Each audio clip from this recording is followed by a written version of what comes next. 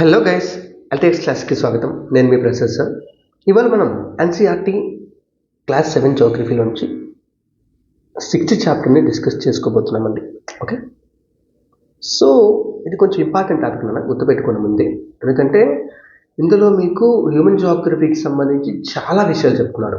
Okay, so చాలా కేర్ఫుల్గా వినండి.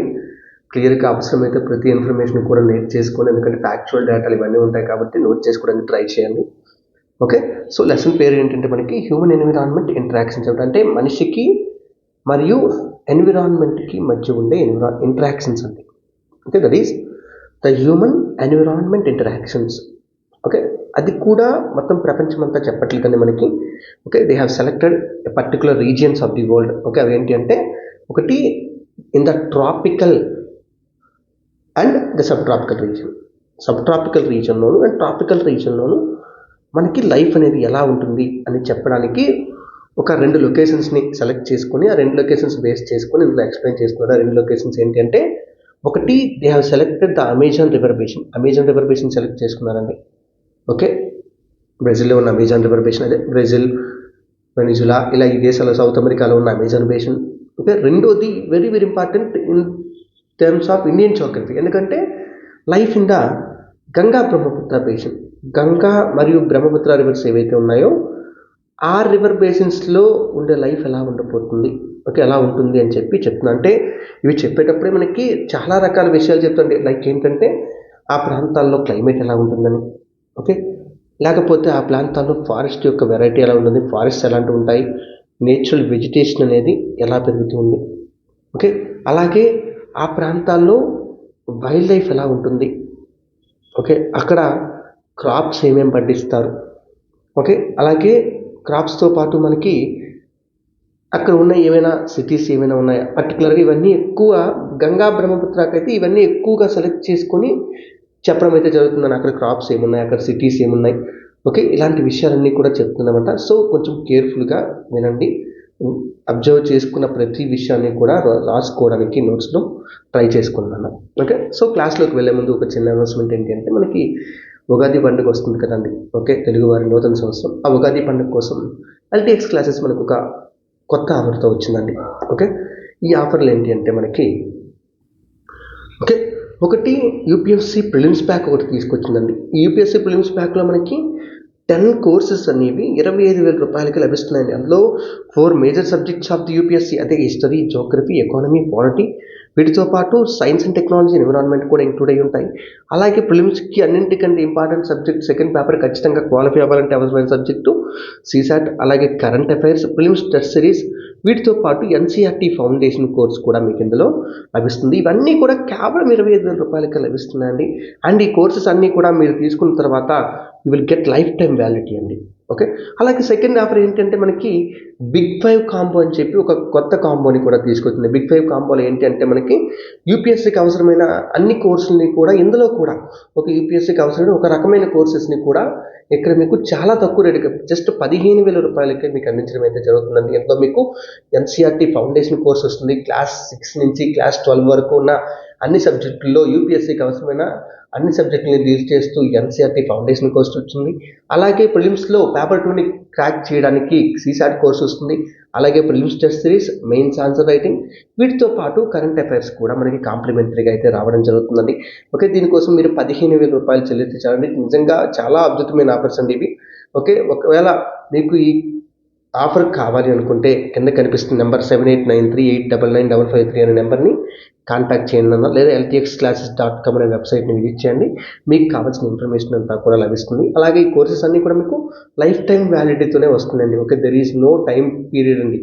ఓకే, సో ఇంకా మనకి టాపిక్లోకి వెళ్ళిపోతే చెప్పాను కదా, లెసన్ పేరు ఏంటంటే హ్యూమన్ ఎన్విరాన్మెంట్ ఇంటరాక్షన్స్. ఓకే, మనిషికి మరియు ఎన్విరాన్మెంట్కి మధ్య ఎలాంటి ఇంటరాక్షన్స్ ఉంటాయంటే మనిషి ఖచ్చితంగా ఎన్విరాన్మెంట్ మీద డిపెండ్ అయి ఉంటాడు. మనకు తెలుసుంది, మన సరౌండింగ్ ఎన్విరాన్మెంట్ లేకపోతే మనం బతకలేము. ఎందుకంటే it is supplying what we need. మనకు కావాల్సిన ఆహారాన్ని ఇస్తుంది, మనకు కావాల్సిన నీటిని ఇస్తుంది, మనకు పీల్చుకునే గాలిని ఇస్తుంది, మనకు ఒక అద్భుతమైన క్లైమేట్ని ఇస్తుంది. ఇవన్నిటిని కూడా ఇచ్చింది ఎవరంటే ఎన్విరాన్మెంటే. సో మనిషి ఎన్విరాన్మెంట్ లేకుండా బతకలేడు, ఆ ఎన్విరాన్మెంట్ మీద డిపెండ్ అవుతూ ఉన్నాడు.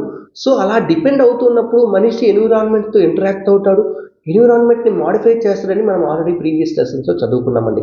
ఓకే, సో అందులో కొన్ని విషయాలు మనకి ఇక్కడ చెప్పడానికి, అంటే కొన్ని ఇంపార్టెంట్ విషయాల్ని చెప్పడానికి ట్రై చేస్తున్నారు. ఓకే, అందులో మనకి ఒక స్టోరీతో స్టార్ట్ చేశారండి. అంటే ఒక శ్రీకాంత్ అనే ఒక వ్యక్తి, వాళ్ళ యొక్క మేనకోడలు లేకపోతే నెఫ్యూ, ఎలా ఎవరో అనుకోండి, ఓకే, నీస్ అనుకోండి నాకు తెలిసి. ఓకే, అయితే ఆవిడతో స్టార్ట్ చేశారు. ఏంటో స్టోరీ అంటే, ఆయన శ్రీకాంత్ ఒక వైల్డ్ లైఫ్ ఫోటోగ్రాఫర్, ప్రపంచమంతా తిరిగేసి వచ్చారు. ప్రపంచమంతా తిరిగేసి వచ్చి రేణుక దగ్గరికి వచ్చాడు. ఓకే, రేణుక ఏంటి అంటే చిన్నప్పటి నుంచి అతనితో పాటు పెరగడం వల్ల అతను ఆవిడలో అంటే రేణుకలో చాలా క్యూరియాసిటీని, అంటే ఈ వైల్డ్ లైఫ్ గురించి చాలా ఇంట్రెస్ట్ని తనలో తీసుకొచ్చారనమాట. సో తనకి కూడా వైల్డ్ లైఫ్ అన్నా ఇవన్నా కూడా ప్రపంచం గురించి తెలుసుకోవడం అన్నా కూడా ఇంట్రెస్ట్ అనమాట. ఓకే, సో అందులో ఒక పిక్చర్ని చూపించాడు ఆయన. ఓకే, సో ఒక పిక్చర్ని చూపిస్తే ఎవరికి, శ్రీకాంత్ రేణుకకు చూపిస్తే అక్కడ మనకి అబ్జర్వ్ చేస్తే ఆ పిక్చర్లో రకరకాల తేడాలు అనేవి కనిపిస్తాయి. అంటే అక్కడ వేసుకున్న బట్టలు అందరూ ఒకేలా బట్టలు లేవండి, అందరూ ఒకే కలర్లో లేరు, అందరి యొక్క వేషధారణ ఒకేలా లేదు. Okay, there are variations, several variations ఉన్నాయి వాళ్ళు వాడే వస్తువుల్లో. ఓకే, వాళ్ళు వేసుకునే బట్టల్లో, వాళ్ళ యొక్క వేషధారణలో, ఓకే, వాళ్ళ యొక్క నడవడికలు అన్నింటిలో కూడా రకరకాల డిఫరెన్సెస్ అనేవి మనకి కనిపిస్తూ ఉన్నాయి. ఓకే, సో ఆ డిఫరెన్సెస్ గురించి ఎక్స్ప్లెయిన్ చేయడానికి మనకి ఇందులో ట్రై చేస్తున్నాను. ఒక్కసారి పాస్ చేసుకొని చూడండి. ఓకే, ఇక్కడ ఏం చెప్తున్నారో చూడండి. ఇది మనకి అవసరం లేదు కాబట్టి చెప్పట్లేదు, బట్ మీకు తెలుసుకోండి, జస్ట్ స్టోరీ లాగా తెలుసుకోండి అంతే చాలు. ఓకే, సో ఇది పక్కన పెడితే ఇప్పుడు మనకి చెప్పాను కదా, ఈ ప్రపంచంలో ఒక్కొక్క ప్రాంతాల్లో కూడా ఒక్కొక్క ప్రజలు ఒక్కొక్క విధంగా ఉంటారు. Okay, all are different. Okay, అందరూ కూడా వేరువేరుగా ఉంటారు. అంటే వాళ్ళ యొక్క తిండి విధానం ఒకలా ఉంటుంది. అంటే మనం ఉన్నామండి ఇండియన్స్, ఇండియాలో సౌత్ ఇండియన్స్ యొక్క ఫుడ్ వెరైటీస్ ఒకలా ఉంటాయి, అలాగే నార్త్ ఇండియన్స్ యొక్క ఫుడ్ వెరైటీస్ ఒకలా ఉంటాయి. ఓకే, ఒక కంట్రీలోనే వేరియేషన్స్ ఉన్నప్పుడు ప్రపంచం అంతా ఒకేలా ఉంటాయండి, ఉండవు. సో ఇప్పుడు మన దేశంలోని అరుణాచల్ ప్రదేశ్ లాంటి స్టేట్స్ వెళ్తే అక్కడ వాళ్ళు వేసుకునే బట్టలు ఒకలా ఉంటాయి, మనం వేసుకునే బట్టలు ఒకలా ఉంటాయి. ఓకే, లేకపోతే రాజస్థాన్లోకి వెళ్తే అక్కడ వాళ్ళ బట్టలు ఒకలా ఉంటాయి, జమ్మూ కాశ్మీర్లోకి వెళ్తే అక్కడ బట్టలు ఒకలా ఉంటాయి. సో రకరకాల మార్పులు కనిపిస్తున్నాయి లేదా? ఓకే, సో వీటన్నింటి గురించి ఇందులో మనకి ఎక్స్ప్లెయిన్ చేయడానికి ట్రై చేస్తున్నారు. సో అందులో భాగంగానే ఓకే, ఫస్ట్ మనకి స్టార్ట్ చేస్తున్న టాపిక్ ఏంటి అంటే life in the Amazon basin. Amazon బేసిన్లో జీవితం అనేది ఎలా ఉండబోతుంది, ఎలా ఉంటుంది అని చెప్పి మనకి చెప్పడానికి ట్రై చేస్తున్నాడు. ముందు అమెజాన్ బేసిన్ అనగానే ఓకే, వెంటనే ఫస్ట్ ఏం చేయాలి, అమెజాన్ బేసిన్ అంటే ఏంటి, అది ఎక్కడ ఉంది. ఓకే, అమెజాన్ బేసిన్ అంటే ఏం లేదండి. ఓకే, మనకి సౌత్ అమెరికాలో, ఓకే, సౌత్ అమెరికా అనే కాంటినెంట్లో ఈ ఈక్వేటర్ అనేది పాస్ అవుతుంది. సౌత్ అమెరికా కాంటినెంట్ యొక్క మధ్యలోంచి మనకి ఈక్వేటర్ అనేది పాస్ అవుతూ ఉంటుంది అనమాట. అంటే ఈక్వెడార్, కొలంబియా, ఓకే, అలాగే బ్రెజిల్, ఈ 3 దేశాల నుంచి కూడా మనకి ఈక్వేటర్ అనేది పాస్ అవుతుంటుంది. ఓకే, అయితే ఇక్కడ మనకి ప్రపంచం యొక్క జాగ్రఫీలో, వరల్డ్ జాగ్రఫీలో మనకి తెలియాల్సిన విషయం ఏంటంటే ఈ ఈక్వేటర్ నుంచి 10 డిగ్రీల నుంచి 10 డిగ్రీల వరకు, అంటే 10 డిగ్రీస్ నార్త్ నుంచి 10 డిగ్రీస్ సౌత్ వరకు ఉన్న ప్రాంతాలు ఏవైతే ఉన్నాయో ఈ ప్రాంతాల్లో మనకి ఈక్వటోరియల్ క్లైమేట్ అనేది పెర్సిస్టెంట్గా ఉంటుందంటే అక్కడ క్లైమేట్ యొక్క టైప్ ఏంటి అంటే ఈక్వటోరియల్ క్లైమేట్. అంటే ప్రపంచంలో ఒక్కొక్క ప్రాంతంలో ఒక్కొక్క క్లైమేట్ ఉంటుంది, వాటన్నిటికీ ఒక్కొక్క పేర్లు పెట్టుంటారు. లైక్ డెజర్ట్ క్లైమేట్ అంటారు, మౌంటైన్ క్లైమేట్ అంటారు. అలాగే ఇక్కడ ఈ ప్రాంతంలో ఉన్న క్లైమేట్కి మనకి ఈక్వటోరియల్ క్లైమేట్ అంటారు. ఆ ప్రాంతాన్ని 10 డిగ్రీస్ నుంచి 10 డిగ్రీస్ వరకు ఉన్న ప్రాంతాన్ని ఈక్వటోరియల్ రీజన్ అని చెప్పి పిలుస్తారండి. సో ఈ ప్రాంతంలో ఉన్న అమెజాన్ బేసిన్ గురించి మనకి చెప్తున్నారు. ఓకే, అమెజాన్ బేసిన్ ఎందుకంటామంటే మనం అక్కడ ఒక రివర్ ఫ్లో అవుతుంది, దాని పేరే మనకి అమెజాన్ రివర్ అండి. ఓకే, ఈ అమెజాన్ రివర్ని బేస్ చేసుకునే మనకి అక్కడ అమెజాన్ రివర్ బేసిన్. అంటే ఒక రివర్, దాని యొక్క ట్రిబ్యూటరీలు, అంటే ఒక రివర్తో పాటు దాని యొక్క ట్రిబ్యూటరీలు ఏవైతే ఉన్నాయో ఆ ట్రిబ్యూటరీలు అన్నీ కలిసి ఏ ఏ ప్రాంతాలను అయితే డ్రైన్ చేస్తాయో ఆ ప్రాంతాలని మనం ఆ రివర్ యొక్క డ్రైనేజ్ బేసిన్ అంటారు. సో ఇక్కడ అమెజాన్ బేసిన్ గురించి మనకి చెప్తున్నాను అనమాట. ఓకే, సో ఇప్పుడు అమెజాన్ బేసిన్ గురించి చెప్తున్నాను. సో అయితే అమెజాన్ బేసిన్ గురించి చెప్తా ఉంటే ఇప్పుడు అమెజాన్ బేసిన్లో ఒక్కొక్క పాయింట్ చూద్దామండి. ఓకే, అమెజాన్ అనేది మనకి ఈ కాంటినెంట్ యొక్క, ఓకే, సౌత్ అమెరికా అనే కాంటినెంట్ యొక్క వెస్ట్రన్ పోర్షన్కి దగ్గరలో పుట్టి, ఓకే, వెస్ట్రన్ పోర్షన్కి దగ్గరలో పుట్టి అలా ఈస్ట్ వైపుగా ట్రావెల్ చేస్తూ, ఓకే, కరెక్ట్గా ఈక్వేటర్ దగ్గర ఓకే అట్లాంటిక్ ఓషన్లో వెళ్ళి కలిసిపోతుంది. అంటే ఈక్వేటర్ దగ్గర దీని యొక్క మౌత్ అనేది ఉంటుందంటే ఒక నది ఒక సముద్రంలోనో ఒక చెరువులోనో లేకపోతే ఒక నది వేరే నదిలోనో కలిసే ప్లేస్ని మనం ఏమంటామంటే మౌత్. ఎందుకంటే అక్కడ రివర్ అనేది దాని యొక్క వాటర్ని ఇంకా ఆ పక్క రివర్కి లేకపోతే ఆ సముద్రానికి, మహాసముద్రానికి ఇచ్చేస్తుంది అనమాట. ఓకే, సో అంతే ఆ ప్రాంతాన్ని మనం మౌత్, రివర్ యొక్క మౌత్ అని చెప్పి పిలుస్తామండి. ఓకే, ఇది first point. Okay, second point ఏంటంటే అమెజాన్ రివర్లోకి నెంబర్ ఆఫ్ ట్రిబ్యూటరీస్ అన్నీ కూడా వస్తుంటాయి. ట్రిబ్యూటరీ అంటే పక్క నుంచి, అంటే ఒక రివర్ ఇలా మెయిన్ రివర్ అనేది వెళ్తూ ఉన్నప్పుడు ఆ రివర్లోనికి ఎక్కడెక్కడి నుంచో పడిన వర్షపు నీరంతా చిన్న చిన్న స్ట్రీమ్స్ లాగా వచ్చి కలుస్తూ ఉంటుంది. ఓకే, వాటిని మనం ట్రిబ్యూటరీస్ అని చెప్పి పిలుస్తామండి. ఓకే, అండ్ ఈ ట్రిబ్యూటరీస్ అండ్ మెయిన్ రివర్, ఈ రివరు ట్రిబ్యూటరీస్ అన్నీ కలిసి ఏ ప్రాంతాలను అయితే డ్రైన్ అంటే ఖాళీ చేయడం అనమాట. అంటే ఈ ప్రాంతాల్లో పడిన వర్షపు నీరు ఈ రివర్లోకి వచ్చేస్తుంది. ఈ రివర్లోకి వచ్చి ఈ రివర్ ద్వారా అలా ఒక సముద్రంలోనికి లేకపోతే మహాసముద్రంలోకి వెళ్ళిపోతుంది అనమాట. ఓకే, ఏ ప్రాంతాలను అయితే డ్రైన్ చేస్తుందో ఆ ప్రాంతాన్నే మనం రివర్ బేసిన్ అని చెప్పి పిలుస్తామండి. Okay, remember the thing, very very important అండి. ఓకే, ఏ ప్రాంతాల నుంచి అయితే ఒక రివర్ అనేది వెళ్తూ ఉందో, ఓకే, ఏ ప్రాంతాలను అయితే ఆ రివర్ మరియు దాని యొక్క ట్రిబ్యూటరీలు డ్రైన్ చేస్తూ ఉన్నాయి ఆ ప్రాంతాన్ని మనం రివర్ బేసిన్ అంటాం. అలాగే ఇదే ప్రాంతాన్ని మనం క్యాచ్మెంట్ ఏరియా కూడా అని పిలుస్తాము. ఎందుకంటే ఆ ప్రాంతాల నుంచే ఈ రివర్లోకి వాటర్ అనేది క్యాచ్ అవుతుంది కాబట్టి దాన్ని క్యాచ్మెంట్ ఏరియా అని కూడా పిలుస్తాం. అండ్ ఇక్కడ ఒక ఇంట్రెస్టింగ్ పాయింట్ ఏంటి అంటే అమెజాన్ రివర్ బేసిన్ ఏదైతే ఉందో ఇది ప్రపంచంలోనే లార్జెస్ట్ రివర్ బేసిన్ అండి. Okay, this is the point you have to remember and have to note అన్నమాట. ఓకే, ఇది first one. Okay, so first one కదా, సెకండ్ వన్. ఫస్ట్ పాయింట్ మనకి ఏం చెప్పామంటే ఓకే, మౌత్ అంటే ఏంటి ఇది చెప్పాం. ఓకే, సెకండ్ వన్ దీనికి నెంబర్ ఆఫ్ ట్రిబ్యూటరీస్ ఉన్నాయని చెప్పాం. ఆ ట్రిబ్యూటరీస్ ప్రవహిస్తున్న ఏరియా వీటన్నిటిని కలిపి అమెజాన్ రివర్ బేసిన్ అంటామని చెప్పాం. సో ఇప్పుడు ఈ బేసిన్ అనేది ఏ కంట్రీస్లో ఉంటుందంటే ఓకే, ఈ observe the thing. Okay, Brazil అనే దేశంలో ఉంటుందన్న. ఓకే, అలాగే పెరు అనే దేశంలో ఉంటుంది, అలాగే బొలీవియా అనే దేశంలో ఉంటుంది. చుట్టూ ఉన్న కంట్రీస్ అబ్జర్వ్ చేయండి, పెరు, బొలీవియా, అలాగే ఈక్వెడార్ అనే కంట్రీలో ఉంటుంది, అలాగే కొలంబియా అనే కంట్రీలో ఉంటుంది, అలాగే వెనిజులా దేశంలో స్మాల్ పోర్షన్స్ మనకి ఈ అమెజాన్ రివర్ బేసిన్ అనేది స్ప్రెడ్ అయి ఉంటుందంటండి. Okay, so Amazon river basin చాలా కంట్రీస్లో, సౌత్ అమెరికాలో నియర్లీ ఒక 7 కంట్రీస్ వరకు కూడా 6-7 కంట్రీస్ వరకు ఈ అమెజాన్ రివర్ బేసిన్ అనేది స్ప్రెడ్ అయి ఉంది. ఓకే, ఇది మూడో పాయింట్. ఓకే, అలాగే ఇప్పుడు ఈక్వేటర్ ఏ కంట్రీస్ నుంచి పాస్ అవుతుందో చూడమన్నాడు, ఆల్రెడీ మనం చూసాము. ఓకే, ఈక్వేటర్ పాస్ అవుతున్న కంట్రీస్ ఏంటి అంటే 1 ఈక్వెడార్, ఓకే, 2 కొలంబియా, 3 వెనిజులా. ఈ 3 కంట్రీస్ కూడా మనకి ఈ 3 కంట్రీస్ నుంచి ఈక్వెటర్ అనేది పాస్ అవుతూ ఉంది. ఓకే, సారీ, వెనిజులా కాదు. Okay, it's Brazil. Okay, the most important country. Okay, దాన్ని తప్పుకొట్టుకున్నాను. ఓకే, బ్రెజిల్ అనే కంట్రీ నుంచి కూడా వెళ్తుంది అనమాట. సో ఇది నెక్స్ట్ విషయం. ఓకే, ఇది ద ఫోర్త్ పార్ట్ అని చెప్పి నోట్ చేసుకోండి. అంటే దీనికి సంబంధించిన కాదు, అమెజాన్ రివర్కి సంబంధించి కాదు కాబట్టి అది వేరేగా సెపరేట్గా ఉంటుంది. ఓకే, అయితే ఇక్కడ ఒక ఇంట్రెస్టింగ్ పాయింట్ ఇచ్చాడండి. ఓకే, ఏంటా ఇంట్రెస్టింగ్ పాయింట్ అంటే అసలు అమెజాన్ ఏరియాకి ఆ మొత్తం ఆ పేరు అంతా ఎందుకు వచ్చింది, అమెజాన్ అనే పేరు ఎందుకు వచ్చిందంటే మీకు తెలిసే ఉంటుంది.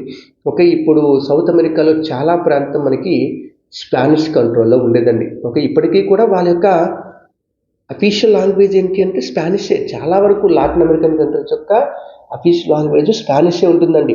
ఓకే, ఎందుకు స్పానిష్ ఉంది, ఈవెన్ స్పానిష్ అనేది ఎంత ఇంపార్టెంట్ అంటే వరల్డ్లో that might be the 4th largest spoken language in the world అనమాట. అంటే after English, Mandarin and Hindi.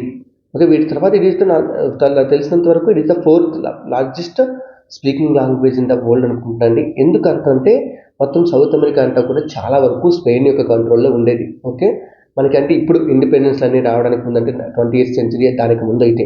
Okay, అయితే స్పానిష్ ఎక్స్ప్లోరర్స్ ఫస్ట్ టైం మనకి అక్కడికి వెళ్ళడం జరిగిందంటే ఇండియాకి. ఎలా అయితే ఈ పోర్చుగీస్ వాళ్ళు వచ్చారో, అంటే పోర్చుగీస్ వాళ్ళు ఇండియాకి ఎందుకు వచ్చారు, వాళ్ళు స్పెయిన్కి ఎందుకు వెళ్ళారని చెప్పి ఒక ఇంట్రెస్టింగ్ పాయింట్ మీకు నెట్లో ఉంటుందన్న, వెతకండి అన్న. ఓకే, దానికి ఒక హిస్టరీ కూడా ఉంటుందన్నమాట. ఓకే, స్పెయిన్ వాళ్ళు అటు ఎందుకు వెళ్తారు, పోర్చుగీస్ వాళ్ళు ఇటు ఎందుకు వస్తారు, వాళ్ళిద్దరు ఒక అగ్రిమెంట్ కూడా చేసుకుంటారనమాట. ఆ అగ్రిమెంట్ బట్టే వాళ్ళు ఇక్కడికి రావడం జరుగుతుంది అనమాట. ఆ ఇంట్రెస్టింగ్ పాయింట్ ఏంటో ఒకసారి చూడండి, తెలిస్తే కామెంట్ చేయండి అన్న. ఓకే, సో అలాగే ఇప్పుడు ఆ స్పానిష్ వీళ్ళు ఉన్నారు కదండి, ఈ స్పానిష్ ఎక్స్ప్లోరర్స్ ఈ అమెజాన్ ఏరియాలోకి వెళ్ళినప్పుడు ఏంటంటే అక్కడ ఉన్న లోకల్ ట్రైబ్స్ అంట వాళ్ళ మీద అటాక్స్ చేశారంట. అంటే అక్కడికి రాకుండా అటాక్ చేశారంట. ఓకే, వాళ్ళు తలకి కిరీటం లాంటివి ధరించుకున్నారు. ఓకే, అంటే గడ్డితో ఉన్న స్కర్ట్లు వేసుకున్నారన్నమాట. ఓకే, అయితే వాళ్ళని చూడగానే ఈ స్పానిష్ ఎక్స్ప్లోరర్స్కి ఏమనిపించిందంటే ఓకే, వాళ్ళ ప్రాంతం ఏదైతే ఉందో, రోమ్ ప్రాంతం ఏదైతే ఉందో, అంటే దానికి వాళ్ళ పక్కనే రోమ్ ఉంటుంది. ఓకే, రోమ్ ప్రాంతంలో ఏన్షియంట్ రోమన్ ఎంపైర్లో ఒక ఉమెన్ వారియర్స్తో ఉన్న ఒక ఎంపైర్ ఉండేదంట. ఓకే, ఒక ట్రైబ్ ఉండేదంట. ఓకే, అది చాలా దారుణమైన ట్రైబ్ అంట, భయంకరమైన ట్రైబ్ అంటండి.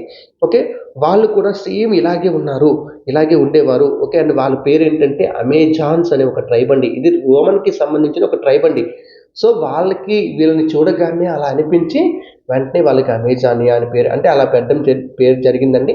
సో ఆ విధంగా వచ్చిన పేరు ఇప్పటికీ కూడా మనకి సెటిల్ అయిపోయింది, అమెజాన్ రివర్ బేస్ అని సెటిల్ అయిపోయిందండి. ఓకే, అమెజాన్ అనేది. సో అమెజాన్ పేరు ఎలా వచ్చింది, ఇది కూడా మీకు ఇక్కడ ఇంట్రెస్టింగ్ పాయింట్ ఇచ్చాడు. ఓకే, ఇది నోట్ చేసుకున్నారు. తర్వాత ఇప్పుడు ఈ అమెజాన్ రివర్ గురించి, ఈ అమెజాన్ రివర్ బేసిన్లో లైఫ్ గురించి, వీటన్నిటి గురించి కొన్ని ఇంపార్టెంట్ పాయింట్లు చూద్దామండి. ఓకే, అందులో ఫస్ట్ విషయం క్లైమేట్ గురించి మనకు చెప్తున్నానండి. ఓకే, క్లైమేట్ అయితే మనకు తెలుసు అమెజాన్ రివర్ బేసిన్ అనేది ఈక్వేటర్ చుట్టూ కూడా ఉందండి. అంటే ఈక్వేటర్ దగ్గర దాని యొక్క మౌత్ ఉంది. ఓకే, ఈక్వేటర్ చుట్టూ, ఈక్వేటర్కి దరిదాపుల్లోనే మనకి ఈ అమెజాన్ రివర్ బేసిన్ కూడా చాలా వరకు ఉందని చెప్పామండి. ఓకే, సో ఈక్వేటర్ దగ్గరే ఉంది అంటే అక్కడ ఎలాంటి క్లైమేట్ ఉంటుంది, హాట్ వెట్ ఈక్వటోరియల్ క్లైమేట్ ఏంటంటే ఈక్వేటర్ దగ్గరలో ఉన్న అన్ని ప్రాంతాల్లో కూడా మనకి హాట్ వెట్ ఈక్వటోరియల్ క్లైమేట్ ఉంటుందండి. అంటే అర్థం ఏంటి అంటే ఆ క్లైమేటు సంవత్సరం అంతా కూడా హాట్గానే ఉంటుంది, అలాగే సంవత్సరం అంతా కూడా వెట్టగానే ఉంటుంది. రెండు possible sir? Yes, possible, 100% possible అండి. వేడిగా ఉండటం పాజిబుల్, వెట్టగా ఉండడం, రెండు ఒకే టైంలో ఉండడం కూడా పాజిబుల్ అన్నమాట. ఓకే, సో అందుకని దీన్ని హాట్ వెట్ ఈక్వటోరియల్ క్లైమేట్ అని చెప్పి పిలుస్తారండి. ఓకే, ఇలాంటి ప్రాంతాలు ఏంటంటే రాత్రికి పగలికి పెద్ద తేడా ఏముందండి. ఓకే, రాత్రి ఎంత వేడిగా ఉంటుందో పగలు అంత వేడిగా ఉంటుంది, రాత్రి ఎంత తడిగా ఉంటుందో పగలు అంత తడిగా ఉంటుందని. అంటే ఇంకా రాత్రికి పగటికి పెద్ద తేడా ఉండదు. ఓకే, అలాగే స్కిన్ ఎప్పుడు కూడా స్టిక్కీగా ఫీల్ అవుతుంటుందండి, అంటే అంటుకుంటూ ఉంటుంది. ఎందుకంటే ఇట్ స్వెట్స్ మోర్, చాలా ఎక్కువ స్వెట్ పడుతుందండి. ఎందుకంటే ఎప్పుడైతే మన చుట్టూ ఉన్న గాలి హ్యూమిడ్గా ఉందో ఆటోమేటిక్గా మన యొక్క స్వెటింగ్ అనేది విపరీతంగా పెరిగిపోతూ ఉంటుందన్నమాట. సో అందుకని స్కిన్ ఇప్పుడు అంటుకుంటూ, అంటే తడిగా జిడ్డుగా ఉంటుందన్నమాట. అలాగే వీళ్ళకి రోజు వర్షం పడుతుందండి. అసలు ఎలాంటి ఇంటిమేషన్ లేకుండా, అసలు ఎలాంటి వార్నింగ్ సైన్ లేకుండా సడన్గా. ఓకే, మనం చూడండి మే నెలలో మనకి మీ మ్యాంగో షవర్స్ ఇలా రకరకాల పేరుతో పిలుస్తామండి మనకి. అంటే ప్రీ మాన్సూన్ షవర్స్ అన్నామన్నమాట. ఓకే, ప్రీ మాన్సూన్ షవర్స్ అంటాం వాటిని. మే నెలలో వస్తాయి అనమాట. మీరు కరెక్ట్గా చూస్తే వేసవికాలంలో మే నెలలో మధ్యాహ్నం 3 వరకు చాలా వేడిగా ఉంటుంది, 3:30 వరకు వేడిగా ఉంటుంది. సడన్గా ఏమవుతుందంటే ఒక్కసారి 4 అయ్యేటప్పటికి మొత్తం నల్లగా మొత్తం మబ్బులు కమ్మేస్తాయండి. 4 అయ్యేటప్పుడు మబ్బులు కమ్మేసి విపరీతమైన వర్షం పడిపోతే అడిగేది కూడా, అది కూడా వడగళ్ళ వాన పడిపోతుంటుంది. ఓకే, మీరు అబ్జర్వ్ చేసే ఉంటారు ఈ ఫినామినాన్ని. అలాగే ప్రతిరోజు కూడా ఎలాంటి వార్నింగ్ లేకుండా వర్షం పడిపోతూ ఉంటుందండి. ఓకే, అలాగే డే టెంపరేచర్స్ ఏమో ఇక్కడ చాలా ఎక్కువగా ఉంటాయి. అండ్ వీటితో పాటు హ్యూమిడిటీ కూడా చాలా ఎక్కువగా ఉండడం వల్ల సఫోకేషన్ అనేది చాలా ఎక్కువగా ఉంటుందండి. ఓకే, సఫోకేషన్ అనేది ఎక్కువగా టెంపరేచర్ ఒకటే కాదు. Okay, depends on both temperature and humidity, రెండింటి మీద కూడా డిపెండ్ అయి ఉంటుంది. ఓకే, టెంపరేచర్ ఎక్కువ ఉన్నా మనం సఫోకేషన్గా ఫీల్ అవుతాం, హ్యూమిడిటీ ఎక్కువ ఉన్నా కూడా సఫోకేషన్గా ఫీల్ అవుతామండి. అలాగే నైట్ టైం టెంపరేచర్కి వచ్చేటప్పటికి నైట్ టైం టెంపరేచర్ తగ్గుతుంది. అది టెంపరేచర్ తగ్గినా కూడా హ్యూమిడిటీ మాత్రం తగ్గదు, ఎక్కువగానే ఉంటుంది. సో అందువల్ల మనకి రిలాక్సేషన్ అనేది అంత ఎక్కువగా దొరకదనమాట. ఓకే, ఇది మనకి ఇక్కడ ఈ ప్రాంతంలో ఉండే క్లైమేట్. ఇది ఈక్వటోరియల్ క్లైమేట్. అంటే ఇది అమెజాన్ బేసిన్ యొక్క క్లైమేట్ అని కాదు, ఇది జనరల్గా ఇది ప్రపంచంలో ఉన్న ఏ హాట్ వెట్ ఈక్వటోరియల్ క్లైమేట్ అయినా ఇలా ఉంటుంది. అంటే దీన్ని రిఫరెన్స్గా, okay, they have taken the climate of the Amazon basin to explain a whole climate. Okay, ఈ లార్జ్ స్కేల్ క్లైమేట్ ఏంటంటే hot wet equatorial climate around the world. ఇదే ఆఫ్రికాలో ఉంటుంది, ఇదే సౌత్ ఈస్ట్ ఏషియాలో ఉంటుంది. దాని గురించి చెప్పడానికి ట్రై చేశాను అనమాట. అది ఇక్కడ మీరు నోట్ చేసుకోవాల్సిన ఇంపార్టెంట్ పాయింట్. సో క్లైమేట్ అయిపోయింది. ఓకే, క్లైమేట్ తర్వాత ఆ క్లైమేట్లో మనం అబ్జర్వ్ చేసిన మెయిన్ థింగ్ ఏంటి అంటే డైలీ వర్షం పడుతుందండి. Okay, it rains daily. Okay, ప్రతిరోజు మనం ఎలాగైతే ప్రతిరోజు న్యూస్ పేపర్ రావడం కామనో, ప్రతిరోజు కూడా వర్షం పడడం వాళ్ళకి కామన్ అనమాట.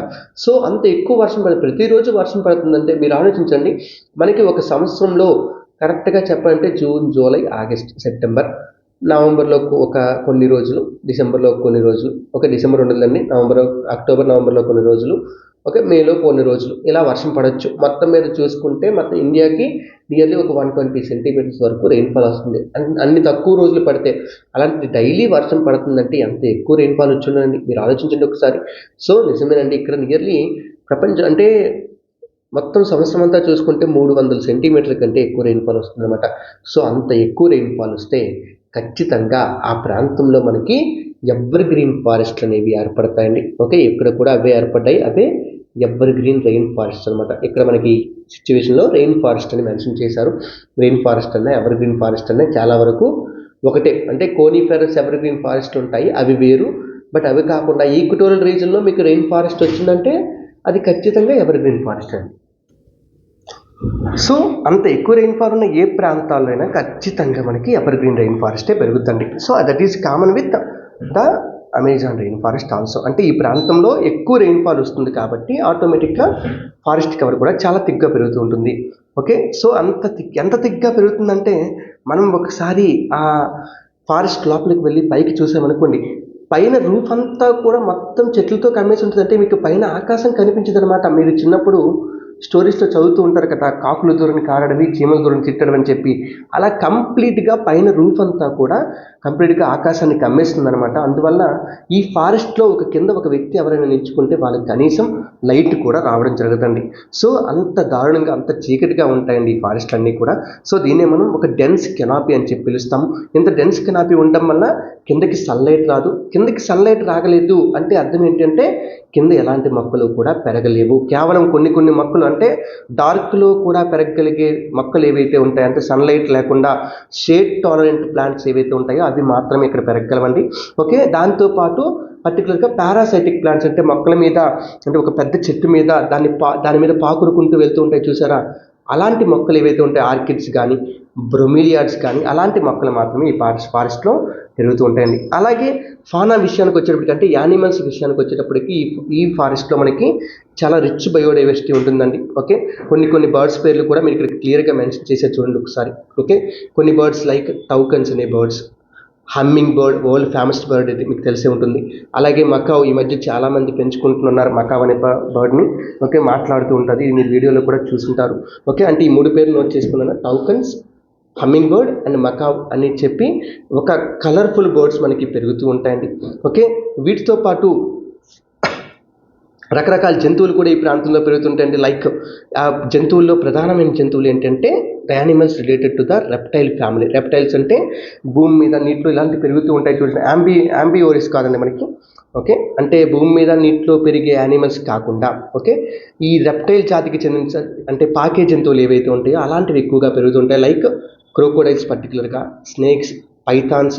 అలాగే వరల్డ్ ఫేమస్, మీరు సినిమాల్లో చూస్తుంటారు చూసారా, అనకొండ. ఓకే, అనకొండ కూడా మనకి సౌత్ అమెరికాలోని ఈ అమెజాన్ ఫారెస్ట్లోనే పెరుగుతుంది. అలాగే బోవా కాన్స్ట్రిక్టర్, అంటే సింపుల్గా మనం పైథాన్ అంటాం కదా, దాన్నే బోవా కాన్స్ట్రిక్టర్ అని చెప్పి పిలవచ్చు అనమాట. అంటే సింపుల్గా కొండ చిలువ అనమాట. ఇలాంటి స్పీసెస్, అంటే రెప్టైల్ ఫ్యామిలీకి సంబంధించిన స్పీసెస్ అనేవి ఎక్కువగా పెరుగుతుంటాయండి. అలాగే ఈ రీజియన్లో మనకి ఇన్సెక్ట్ యొక్క పాపులేషన్ కూడా చాలా ఎక్కువగా ఉంటుందండి. చాలా వేల రకాల ఇన్సెక్ట్స్ అనేవి మనకి కనిపిస్తూ ఉంటాయి. ఓకే, అలాగే ఫిష్ వెరైటీస్కి వచ్చేటప్పటికి, అంటే అక్కడ ఉండే నదుల్లో ఫిషెస్ ఏవైతే ఉంటాయో ఆ నదుల్లో ఉండే ప్రాంతాల్లోకి వచ్చేటప్పటికి మీరు సినిమాలో చూసుంటారు కదా, పిరానా ఫిష్ అంటారు. ఓకే, పిరానా మీద సినిమా కూడా వచ్చింది. ఓకే, అంటే మనుషుల్ని కూడా తినేస్తుంది అన్నట్టుగా మనకు ఆ సినిమాలో చూపిస్తారు. ఓకే, సో ఇవి నిజమేనండి, అవి ఫ్లెష్ ఈటింగ్ యానిమల్స్ అనమాట. అంటే మాంసాన్ని తింటూనే పెరుగుతాయి చేపలు అనమాట. అలాంటి పిరానా ఫిష్ కూడా ఇక్కడ ఉండే నదుల్లో కనిపిస్తూ ఉంటుంది. ఓకే, అంటే ఈ విధంగా చూసుకుంటే ఈ ప్రాంతం అంతా కూడా చాలా ఎక్స్ట్రాడినరీగా, ఓకే, చాలా మంచి వైల్డ్ లైఫ్ బయోడైవర్సిటీని అయితే కలిగి ఉంది. This is the point you have to note. అంటే ఇక్కడ కనిపించే వైల్డ్ లైఫ్ అంతటిని కూడా క్లియర్గా నోట్ చేసుకుని పెట్టుకున్నాను. ఓకే, అలాగే మీకు ఇక్కడ బ్రొమీలియాడ్స్ అంటే ఏంటి అనేది కూడా క్లియర్గా ఒకసారి మెన్షన్ చేస్తున్నాను, చూసుకోండి ఒకసారి. ఏంటంటే ఇవి ఒక రకమైన ప్లాంట్స్ ఉంటుంది. బ్రొమీలియాడ్స్ అంటే ఏంటి? ఆ ప్లాంట్స్ యొక్క స్పెషాలిటీ అంటే they can store water in their leaves. వాటి యొక్క ఆకుల్లో అవి వాటర్ని స్టోర్ చేసుకుంటాయంట. ఓకే, అలాగే ఇక్కడ ఇంకొక ఎగ్జాంపుల్ కూడా మనకి ఇస్తున్నాడు. లైక్ ఫ్రాగ్స్, ఇలాంటి యానిమల్స్ ఏం చేస్తాయంటే ఈ బ్రొమీలియాడ్స్ యొక్క వాటర్ పాకెట్స్ ఏవైతే ఉన్నాయో వాటిలో గుడ్లు పెట్టుకుంటాయంట వెళ్ళి. ఓకే, అంటే ఈ బ్రొమీలియాడ్స్ అనేవి ఆకుల్లో వాటర్ని స్టోర్ చేసుకుంటాయి. ఆ వాటర్లో ఈ ఫ్రాగ్స్ ఇలాంటి యానిమల్స్ వెళ్ళి గుడ్లు పెట్టుకుంటాయని చెప్పి కూడా మనకి ఇక్కడ మెన్షన్ చేయడం జరిగిందన్న. ఓకే, సో అంటే ఇక్కడ చూడండి మనకి అంటే ఇక్కడ బయోడైవర్సిటీ ఎంత ఎక్కువగా ఉంది. ఓకే, క్లియర్గా ఒకసారి నోట్ చేసుకున్నాను. మొత్తం ఆ పేర్లన్నీ కూడా మళ్ళీ చెప్తున్నాను. ఓకే, బర్డ్స్లోకి వచ్చేటప్పటికి టౌకన్స్, హమ్మింగ్ బర్డ్, ఓకే, నాకు తెలిసినంతవరకు ఇదే స్మాలెస్ట్ బర్డ్ అనుకుంటా, మకావ్, ఈ 3 బర్డ్స్ కూడా రాసుకోండి. ఓకే. అవి కూడా ఎలా ఉంటాయంటే చాలా అందంగా ఉంటాయండి. మంచి అందంగా అంటే జుత్తంతా కూడా చాలా అందంగా కనిపిస్తుంటది. ఓకే. వాటి యొక్క బిల్స్ ఏమో ఓవర్ సైజ్డ్ ఉంటాయి. అంటే బిల్ అంటే ఏంటి? ఇదిగోండి ఈ ముక్కు ఉంది కదా! దీన్నే బిల్ అంటామనమాట మనం. ఓకే. సో ఇది చాలా పెద్దగా ఉంటుంది. అంటే ఒక్కొక్కసారి యానిమల్ సైజ్ కంటే బిల్ సైజే ఎక్కువున్నా ఆశ్చర్యపోవక్కర్లేదండి. ఓకే. అండ్ ఇలాంటివి మనకి ఇండియాలో ఎక్కడ కనిపించవంట. ఇండియాలో ఇలాంటివి చూసే అవకాశం లేదంట. ఓకే. చాలా వరకు కూడా ఇండియాకవి నేటివ్ కాదు. ఓకే. అలాగే యానిమల్స్‌లో ఇంక ఇవి కూడా రాయలేదన్న రాసుకోండి. మనకి మంకీస్, స్లాత్ అలాగే యాంట్ ఈటింగ్ టాపీర్స్ అనే జంతువులు కూడా బతుకుతాయి. అవి కూడా మనకి చెప్తున్నాడు. సో క్లియర్‌గా ఒకసారి నేను కావాలంటే మీకు రాస్తాను. ఒకసారి పక్కన సైడ్‌కి రాస్తాను. మళ్ళీ ఒకసారి పదాలన్నీ కూడా క్లియర్‌గా రాసుకోవడానికి ట్రై చేయండి. ఎందుకంటే ఈ పదాలన్నీ ఇంపార్టెంట్. ఎందుకంటే which of the following animals lives in the Amazon rain forest అని చెప్పి క్వశ్చన్ అడిగేయచ్చు యూపీఎస్సీలో డైరెక్ట్‌గా. సో దానికి మనం ఆన్సర్ చేయడానికి రెడీగా ఉండాలి. ఓకే. ఏంటంటే ఫస్ట్ ఫౌనాకి వచ్చేటప్పటికి బర్డ్స్‌లోకి వచ్చేటప్పటికి we have birds called toucans. Okay. TOUCANS toucans అనే బర్డ్స్. అలాగే హమ్మింగ్ అనే ఒక వరల్డ్ ఫేమస్ బర్డ్ ఒకటి. అలాగే మాట్లాడే పక్షి మకావ్ అనే పక్షి. ఇవి బతుకుతూ ఉన్నాయండి. ఇవి చాలా కలర్ఫుల్గా ఉంటాయి. అలాగే రెండోది యానిమల్స్ విషయానికి వచ్చేటప్పటికి మంకీస్, స్లాత్, తర్వాత టాపీర్స్ యొక్క స్పెషాలిటీ ఏంటి అంటే ఇవి యాంట్స్ తింటాయండి. వాటి ముక్కు కూడా చూడండి సన్నంగా ఉంటుంది. అంటే యానిమల్స్ అన్ని తినడానికి వీలుగా వీటి యొక్క ముక్కు కూడా మనకి చాలా సన్నంగా షార్ప్గా ఉంటుందన్నమాట. ఓకే. తాపీర్స్ ఇవి మీకు కొన్ని సినిమాల్లో లేకపోతే యూట్యూబ్ వీడియోలో కూడా మీరు వీటిని చూసి ఉండొచ్చండి. ఇంకా తాపీర్స్ అనేవి కనిపిస్తాయి.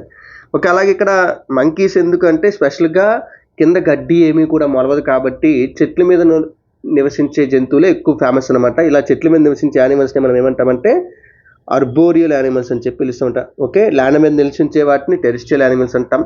వాటర్లో నివసించే వాటిని ఆక్వాటిక్ యానిమల్స్ అంటాం. అలాగే ఇక్కడ మనకి చెట్ల మీద నివసించే వాటిని అర్బోరియల్ యానిమల్స్ అని చెప్పి పిలుస్తుంటామండి ఇవి. ఓకే. వీటి తర్వాత వీ హ్యావ్ రెప్టైల్స్ చాలా ఎక్కువ ఉంటాయండి. ఓకే. సరీసృపాలు అంటాం మనం తెలుగులో. ఓకే. పాకే జంతువులు అనమాట. ఈ రెప్టైల్స్లోకి వచ్చేటప్పటికి స్నేక్స్ చాలా ఎక్కువగా ఉంటాయి. రకరకాల స్నేక్స్ అయితే మనకి కనిపిస్తాయి. ఓకే. ఆ స్నేక్స్తో పాటు క్రోకోడైల్స్ కూడా చాలా ఎక్కువగా కనిపిస్తాయండి. ఓకే. అండ్ క్రోకోడైల్స్తో పాటు మనకి పైథాన్స్ పర్టికులర్గా స్నేక్స్లోనే ఒక వెరైటీ పైథాన్స్ కూడా కనిపిస్తాయండి. ఓకే. ఇక్కడ పైథాన్స్లో మనకు వచ్చేటప్పటికి క్లియర్గా అనకొండ అంటే ఈ ఫ్యామిలీకి అంటే ఇలాంటి వాటికి సంబంధించినవే anaconda, the world famous anaconda. Okay. అలాగే బోవా కన్స్ట్రిక్టర్ మనకి ఇండియా ఈ ప్రాంతాల్లోనే ఇది కనిపిస్తూ ఉంటుంది ఇక్కడ కూడాను. ఓకే. బోవా కన్స్ట్రిక్టర్ ఇది సేమ్ పైథాన్ జాతికి సంబంధించినట్టుగానే మనకు ఉంటుందన్నమాట. ఓకే. ఇలాంటి ఎన్నో రకాల సరీసృపాలు అంటే ఏమంటామండి సింపుల్గా మనకి రెప్టైల్స్ అని చెప్పి పిలుస్తాం వాటిని. ఓకే. ఇవి కోల్డ్ బ్లడెడ్ యానిమల్స్ అంటాం కదా. ఇక్కడ చిన్నప్పుడు మీకు వచ్చే ఉంటుంది. ఓకే. అలాగే రకరకాల ఇన్సెక్ట్స్ కూడా పెరుగుతుంటాయి. చాలా రకాల ఇన్సెక్ట్స్ పెరుగుతుంటాయి. కొన్ని వేల రకాల ఇన్సెక్ట్స్ పెరుగుతుంటాయి. అలాగే వీటితో పాటు ఒక ఫిష్లు కూడా కొన్ని రకాల ఫిష్లు పెరుగుతాయి. అందులో ఒక ఫిష్ ఏంటంటే important fish piranha. Okay. Movie తీసిరని కూడా మనం చెప్పాం. పిరానా 3D అని చెప్పి ఒక మూవీ ఉంటుందన్నమాట. ఓకే. మొత్తం చేపలన్నీ వచ్చి మనుషులు తినేస్తూ ఉంటాయి. ఓకే. ఆ సినిమా బాగుంటుంది కావాలంటే చూడండి మనకి. ఓకే. సో ఇక్కడ ఇది అమెజాన్ యొక్క బయోడైవర్సిటీ అండి. ఓకే. తర్వాత వాట్ నెక్స్ట్? ఓకే. లాస్ట్ ఫైనల్గా మనకి ఈ అమెజాన్ రెయిన్ ఫారెస్ట్లో ప్రజలు ఎలా ఉంటారు? ఓకే. వాళ్ళ యొక్క జీవన విధానం ఏంటి? ఓకే. వాళ్ళ గురించి కొన్ని విషయాలు చెప్పడానికి ఇంకా మనకి ఫైనల్గా ట్రై చేస్తూ ఉన్నారండి. ఓకే. అది చెప్పేస్తే మనకి ఇంకా అమెజాన్ రెయిన్ ఫారెస్ట్ అయిపోయింది. Then we can move to the Ganga బేసిన్లోకి వెళ్ళొచ్చు అనమాట. ఓకే. సో ఇక్కడ మనకి క్లియర్గా చెప్తున్నా చూడండి. ఏంటంటే ఫస్ట్ ఇక్కడ రెయిన్ ఫారెస్ట్లో ప్రజల గురించి చెప్తున్నప్పుడు వీళ్ళు చెప్తున్న ఫస్ట్ పాయింట్ ఏంటంటే మనం ప్రతిరోజు అంటే అప్పుడప్పుడు పేపర్లో చూస్తుంటాం కదా. ఓకే. షిఫ్టింగ్ అగ్రికల్చర్ అంటాం చూసారా, షిఫ్టింగ్ కల్టివేషన్ అని చెప్పి. ఆ షిఫ్టింగ్ కల్టివేషన్ అనేది ఇక్కడ చాలా ఎక్కువగా కనిపిస్తుందండి. ఓకే. ఇక్కడ వ్యవసాయం చేసేదంతా కూడా చాలా వరకు షిఫ్టింగ్ కల్టివేషన్ విధానంలో జరుగుతుందన్నమాట. ఓకే. షిఫ్టింగ్ కల్టివేషన్ అంటే ఏంటి అంటే దీన్నే స్లాష్ అండ్ బర్న్ అగ్రికల్చర్ అని కూడా అంటారు. ఎందుకు అంటే ఏంటని చెప్తాను చూడండి. ఓకే. ఒక పర్టిక్యులర్ ల్యాండ్ ఏరియా ఉంది. ఇదంతా కూడా ఫారెస్ట్ ఏరియా. ల్యాండ్ అంటే నార్మల్ ల్యాండ్ కాదు, ఫారెస్ట్ ఏరియా ఉంది. ఓకే. ఈ ఫారెస్ట్ ఏరియాని నువ్వు సెలెక్ట్ చేసుకొని అందులో ఈ ప్రాంతంలో చెట్లన్నిటినీ కూడా నరికేసి అంటే స్లాష్ చేసి ఓకే. ఆ చెట్లని ఎక్కడో తీసుకెళ్ళి పారేయకుండా అక్కడే బర్న్ చేస్తామండి. ఎందుకు కాల్చేస్తామంటే చెట్లని కాల్చిన తర్వాత వచ్చే మనకి చార్కోల్ ఇవన్నీ ఎలా ఏవైతే ఉంటాయో అదంతా కూడా, లేకపోతే వుడ్ నుంచి వచ్చే యాష్ ఏదైతే ఉంటుందో ఇదంతా కూడా మనకి చాలా మంచి ఫెర్టిలిటీని కలిగి ఉంటుంది. సో అలా వచ్చిన యాష్ని అంతటిని కూడా అక్కడే ఉంచేస్తారండి.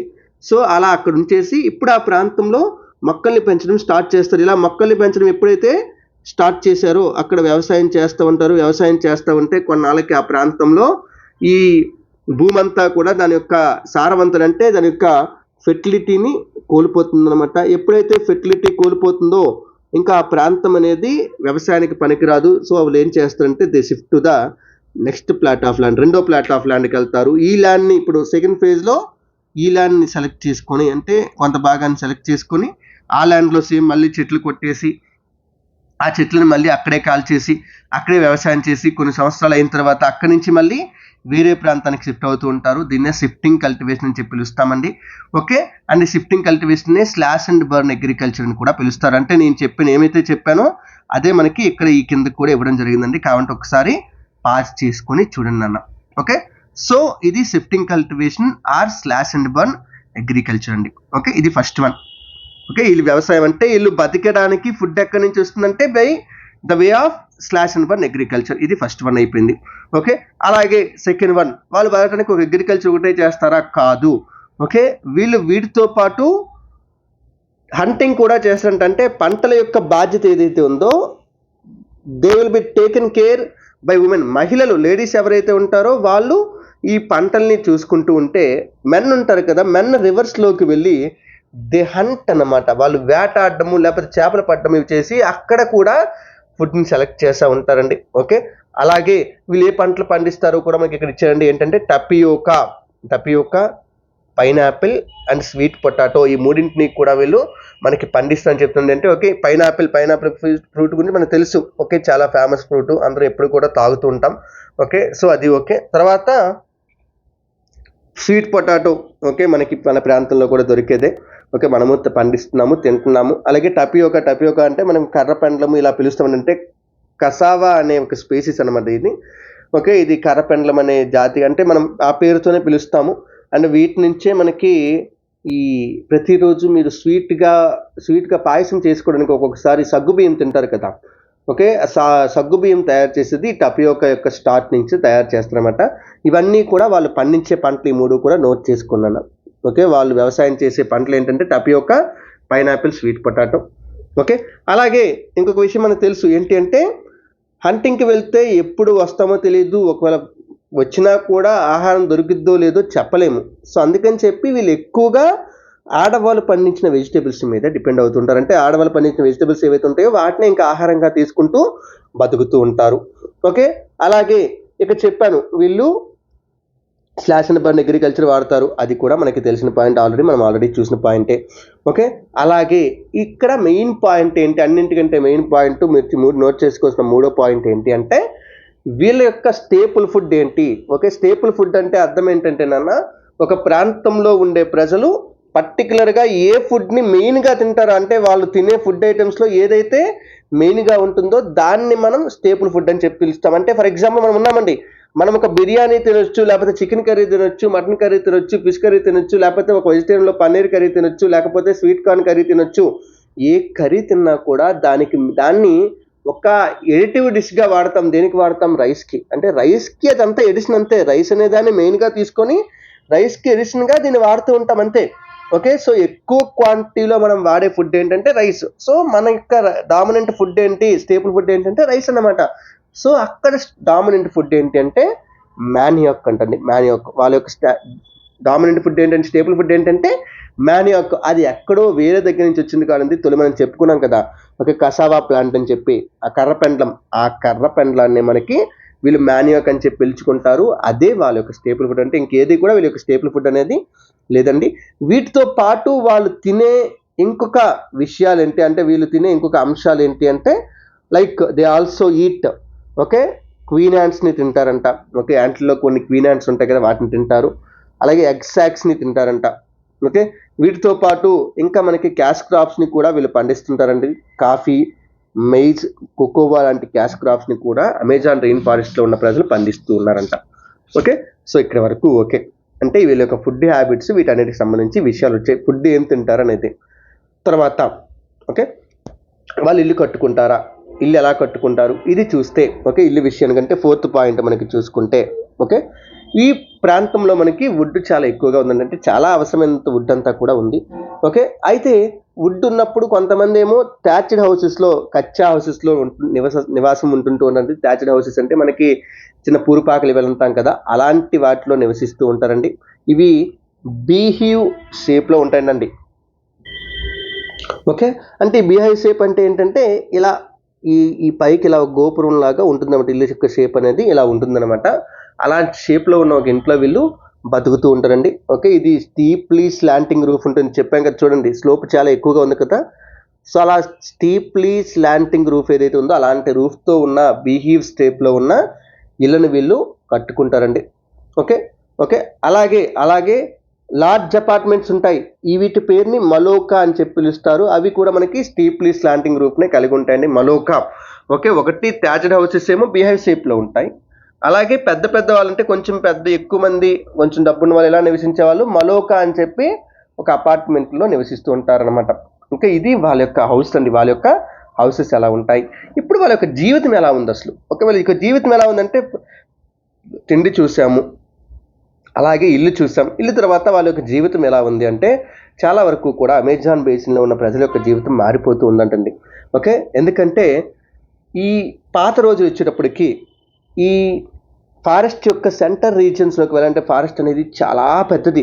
ఆ ఫారెస్ట్ యొక్క సెంటర్ రీజియన్లోకి వెళ్ళాలంటే చాలా కష్టం. కేవలం రివర్స్ ద్వారాను వీటి ద్వారా మాత్రమే వెళ్ళేవారు అనమాట. బట్ 1970లో ఏమైంది అంటే ఒక హైవే వచ్చిందంట ఆ ప్రాంతంలో. దాని పేరు ట్రాన్స్ అమెజాన్ హైవే. ఇంకా ట్రాన్స్ అన్నామంటే మొత్తం ఆ అమెజాన్ బేసిన్ అంతా అది పాస్ అవుతుందని అర్థం అనమాట. ఓకే ట్రాన్స్ అమెజాన్ హైవే అన్నమాట. ఈ హైవే 1970లో వచ్చిన తర్వాత ఏమైందంటే రెయిన్ ఫారెస్ట్లో ఏ ప్రాంతానికైనా కూడా మనం రోడ్డు ద్వారా వెళ్ళొచ్చు అనమాట. ఓకే దీంతో పాటు ఓకే ఎయిర్ క్రాఫ్ట్ల ద్వారా హెలికాప్టర్ల ద్వారా ఇంకా మిగతా ప్రాంతాలకు కూడా వెళ్తూ ఉన్నారు. దీనివల్ల ఏమవుతుందంటే బయట వాళ్ళకి యాక్సెసిబిలిటీ వచ్చిందంటే లోకల్ ట్రైబల్స్కి ఖచ్చితంగా నష్టం జరుగుతుంది. సో లోకల్ ట్రైబ్స్ని వీళ్ళందరూ కూడా తరిమేసి ఓకే వాళ్ళని వేరే ప్రాంతాలకు తరిమేసి వాళ్ళకి అవసరమైన పనులు చేసుకుంటూ ఉన్నారన్నమాట. ఎవరు కొత్తగా వచ్చిన వాళ్ళు. ఓకే అందువల్ల ఏమిటంటే ట్రైబల్స్ని వేరే ప్లేసెస్లోకి ఫోర్స్ఫుల్గా సెటిల్ చేసేయడం అయితే జరిగిందండి. ఓకే అండ్ వేరే ప్లేస్కి వెళ్ళి కూడా వాళ్ళ యొక్క మెథడ్స్ని వీటన్నిటిని ఫాలో అవుతూ అలాగే బతుకుతూ ఉన్నారన్నమాట. అంటే ఏమైంది because of the development okay they experienced okay forceful replacement. అంటే ఒక దగ్గర నుంచి ఒక దగ్గరికి వెళ్ళిపోవాల్సిన అవసరం వచ్చిందన్నమాట. ఓకే అండ్ ఈ డెవలప్మెంట్ యాక్టివిటీస్ వల్లనే ఫైనల్గా ఇంకొక పని కూడా జరుగుతుంది. ఏంటి అంటే మెల్లమెల్లగా రెయిన్ ఫారెస్ట్లో ఉన్న బయోడైవర్సిటీ అంతా కూడా డిస్ట్రక్ట్ అయిపోతుంది. Okay the Amazon basin or Amazon forest is slowly losing it's biodiversity మెల్లమెల్లగా లూజ్ అయిపోతుంది కంప్లీట్గా. ఓకే అండ్ కొన్ని ఎస్టిమేట్స్ ప్రకారం ఏంటి అంటే అమెజాన్ బేసిన్లో ఉన్న చాలా రెయిన్ ఫారెస్ట్ సంవత్సరానికి అలా సంవత్సరానికి అలా తగ్గిపోతూనే ఉందంటండి. ఓకే సో అంటే ఈ ట్రాన్స్ఫర్మేషన్ మీకు కింద ఇమేజ్లో చూపించే ఫస్ట్ ఎలా ఉండేది పరిస్థితి.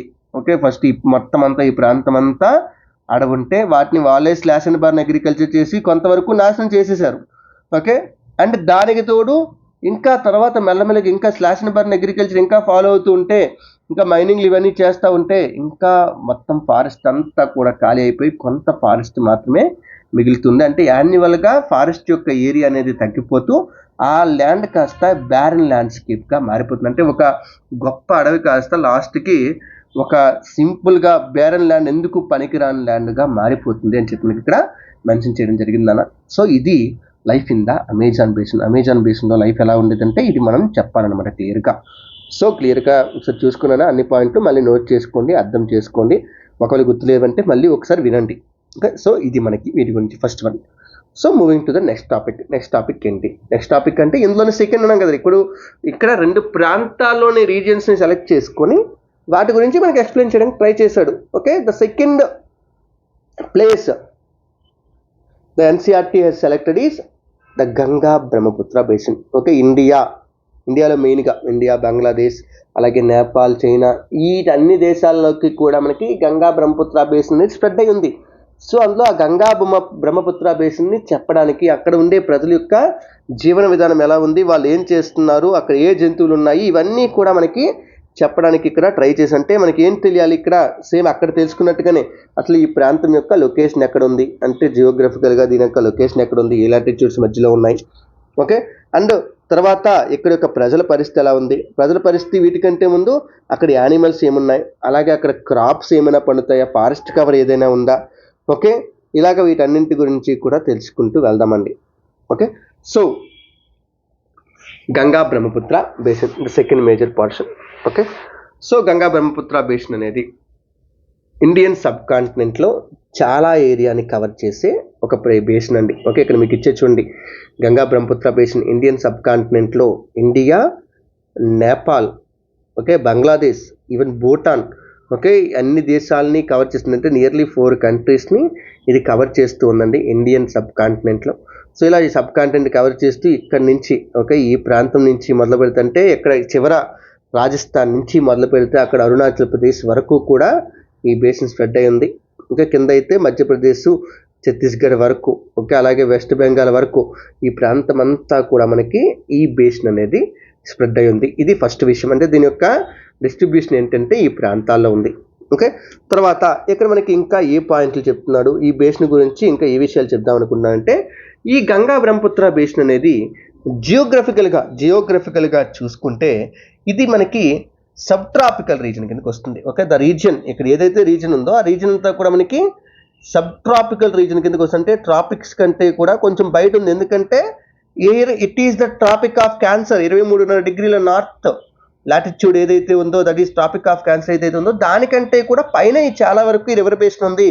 సో ఇదంతా కూడా మనకి సబ్ ట్రాపికల్ రీజియన్లోకి వస్తుంది. సో ఇది ఒక సబ్ ట్రాపికల్ రీజియన్లో ఉన్న ఒక రివర్ బేసిన్ అండి. ఇది కరెక్ట్గా సబ్ ట్రాపికల్ అంటే మనకి 10 డిగ్రీస్ నుంచి 30 డిగ్రీస్ వరకు ఉన్న ప్రాంతం ఇదంతా కూడా మనకి ట్రాపికల్ అని చెప్తారు జనరల్గా. అయితే ఇక్కడ మనకి సబ్ ట్రాపికల్ రీజియన్ అని చెప్పి ఇచ్చాడు. ఓకే, మామూలుగా 10 to 30 అంటే మనకి ట్రాపికల్ రీజన్ అవుద్ది.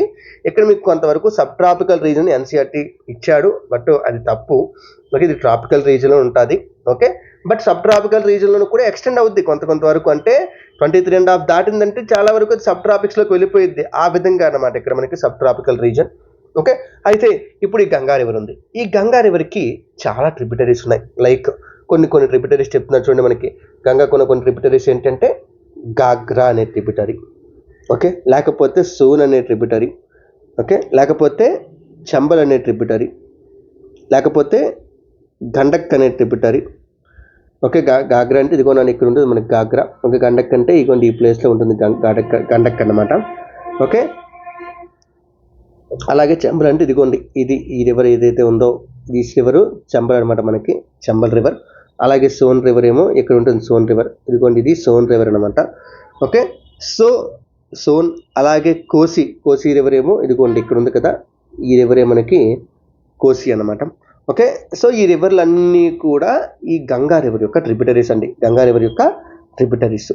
ఓకే, అండ్ ఈ గంగా యొక్క ట్రిబ్యూటరీస్ ఏవైతే ఉన్నాయో ఈ గంగా ట్రిబ్యూటరీస్ అండ్ బ్రహ్మపుత్ర యొక్క ట్రిబ్యూటరీస్ ఇవన్నీ కలిసి ఇండియాలో one of the largest plains మనకి ఏర్పాటు చేస్తున్నాయండి. వాటిని మనం గంగా బ్రహ్మపుత్ర ప్లెయిన్స్ అని చెప్పి పిలుస్తాం. గంగా బ్రహ్మపుత్ర ప్లెయిన్స్, ఇండివిజువల్గా చెప్పంటే గంగా ప్లెయిన్స్, సింపుల్గా గంగా ప్లెయిన్స్ అని చెప్పి పిలుస్తూ ఉంటామండి. ఓకే, సో అయితే ఈ బేసిన్ మొత్తము కూడా ఒకేలాగా యూనిఫామ్గా ఉంటుందా రివర్ బేసిన్ అంటే కాదు. అంటే ల్యాండ్ యొక్క పరిస్థితికి వచ్చేటప్పటికి ల్యాండ్ అంతా ఒకేలా ఉంటుందంటే కాదండి. ఒక దగ్గర ల్యాండ్ ఏమో మనకి మౌంటైన్స్తో కూడుకుని ఉంటుంది, ఇంకొక దగ్గర ల్యాండ్ ఏమో మనకి ప్లెయిన్స్తో కూడుకుంటుంది. లైక్ ఎలాగంటే ఇప్పుడు ఈ రివర్ యొక్క గంగా రివర్ యొక్క స్టార్టింగ్ పాయింట్ ఉత్తరాఖండ్ స్టేట్ అంతా కూడా మౌంటైన్స్తో ఉంటుంది, నేపాల్ అంతా కూడా మౌంటైన్స్తోనే ఉంటుంది.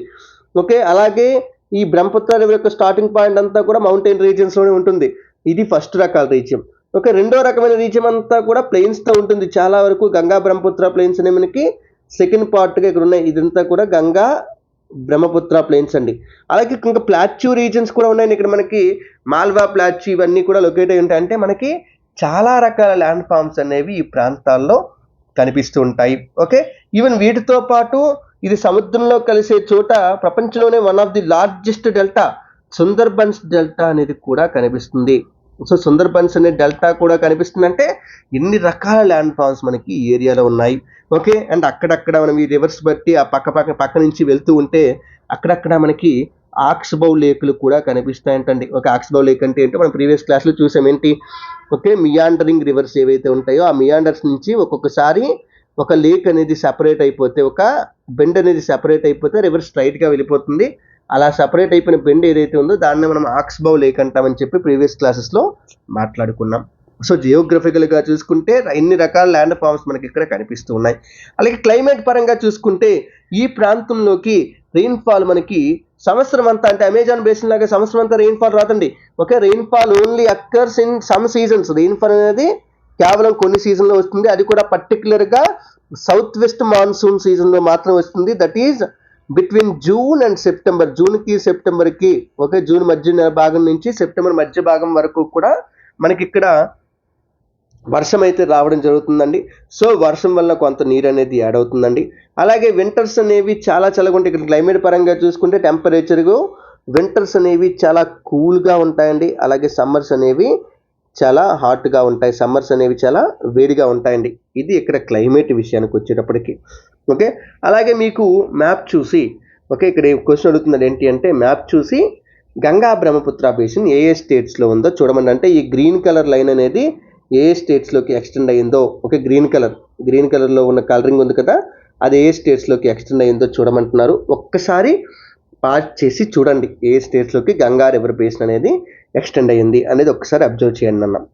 ఓకే, క్లియర్గా అంటే లైక్ ఏంటంటే ఉత్తరాఖండ్, హర్యానా, రాజస్థాన్, మధ్యప్రదేశ్, ఉత్తరప్రదేశ్, ఛత్తీస్గఢ్ చాలా చిన్న పార్టు, ఓకే, అలాగే బీహార్, అలాగే వెస్ట్ బెంగాల్, వీటితో పాటు అస్సాం స్టేటు, అరుణాచల్ ప్రదేశ్ స్టేటు, వీటన్నింటిలో కూడా మనకి ఈ బ్రహ్మపుత్ర రివర్ బేసిన్ అనేది లొకేట్ అయి ఉందండి. బ్రహ్మపుత్ర రివర్ బేసిన్ లొకేట్ అయి ఉంది. బ్రహ్మపుత్ర కాదు, గంగా బ్రహ్మపుత్ర బేసిన్ అనేది లొకేట్ అయి ఉందన్నమాట.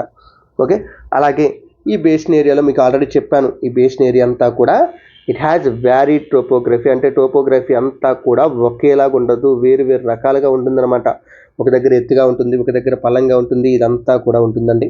ఓకే, అండ్ ఈ ప్రాంతంలో అంటే ల్యాండ్ అంతా కూడా వేరు వేరు రకాలుగా ఉండటం వలన పాపులేషన్ డిస్ట్రిబ్యూషన్ కూడా వేరు వేరు రకాలుగా ఉందండి. ఎందుకంటే ల్యాండ్ వల్ల మనకి ఎన్విరాన్మెంట్ మారిపోతుంది. ఎన్విరాన్మెంట్ మారడం వల్ల ఏమవుతుంది అంటే ఆటోమేటిక్గా it effects the distribution of the population యొక్క డిస్ట్రిబ్యూషన్ని కూడా ఇది ఎఫెక్ట్ చేస్తుంది. అంటే ఒక ప్రాంతంలో ఎక్కువ పాపులేషన్ ఉండే అవకాశం ఉంటుంది, ఇంకొక ప్రాంతంలో తక్కువ పాపులేషన్ ఉండే అవకాశం ఉంటుంది. అంటే అక్కడ ఎన్విరాన్మెంట్ బట్టి, టోపోగ్రఫీ బట్టి అక్కడ పాపులేషన్ యొక్క డిస్ట్రిబ్యూషన్ అనేది వేరీ అవుతుంది. ఎందుకంటే ఫర్ ఎగ్జాంపుల్ ఇక్కడ ఉత్తరాఖండ్ స్టేట్ ఉంది. ఉత్తరాఖండ్ స్టేటు ఎంత పెద్ద స్టేట్ అయినా, ఎంత ఉన్నా సరే అక్కడ ఉండే మౌంటైన్ రీజన్లు అనేవి కొంతవరకు ఇన్హాస్పిటబుల్ కండిషన్స్ని కలిగి ఉన్నాయి. ఇన్హాస్పిటబుల్ అంటే ఏంటి, బతకలేని కండిషన్స్ కలిగి ఉన్నాయి. ఎందుకంటే బాగా హైట్కి వెళ్ళిపోతే ఆక్సిజన్ అవైలబిలిటీ తగ్గిపోయింది, టెంపరేచర్లు చాలా తక్కువ ఉంటాయి.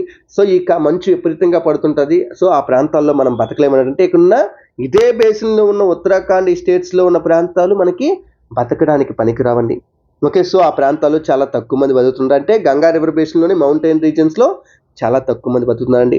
అండ్ కిందకు వచ్చాము, ప్లెయిన్ ఏరియాకి వచ్చాము. ఒక్కసారి మౌంటైన్ దాటి మనం కిందకు వచ్చామంటే కిందంతా కూడా చాలా వరకు ప్లెయిన్సే కనిపిస్తుంది. చాలా వరకు కూడా కిందంతా కూడా ప్లెయిన్సే కనిపిస్తాయి. అండ్ ఒక్కసారి మనం ఈ ప్లెయిన్ రీజన్ ఏదైతే ఉందో ఈ ప్లెయిన్ రీజన్లోకి వచ్చేస్తే చాలా ఎక్కువ పాపులేషన్ ఉంది. ఓకే, గంగా బ్రహ్మపుత్ర ప్లెయిన్ రీజియన్లో ప్రపంచంలోనే హైయెస్ట్ పాపులేషన్స్ బతుకుతుంటాయి. అంటే ఇంక ఏ ప్లెయిన్ రీజన్స్లో కూడా, ఏ రివర్ యొక్క ప్లెయిన్స్లో కూడా ఇంత జనాభా బతుకుతండి.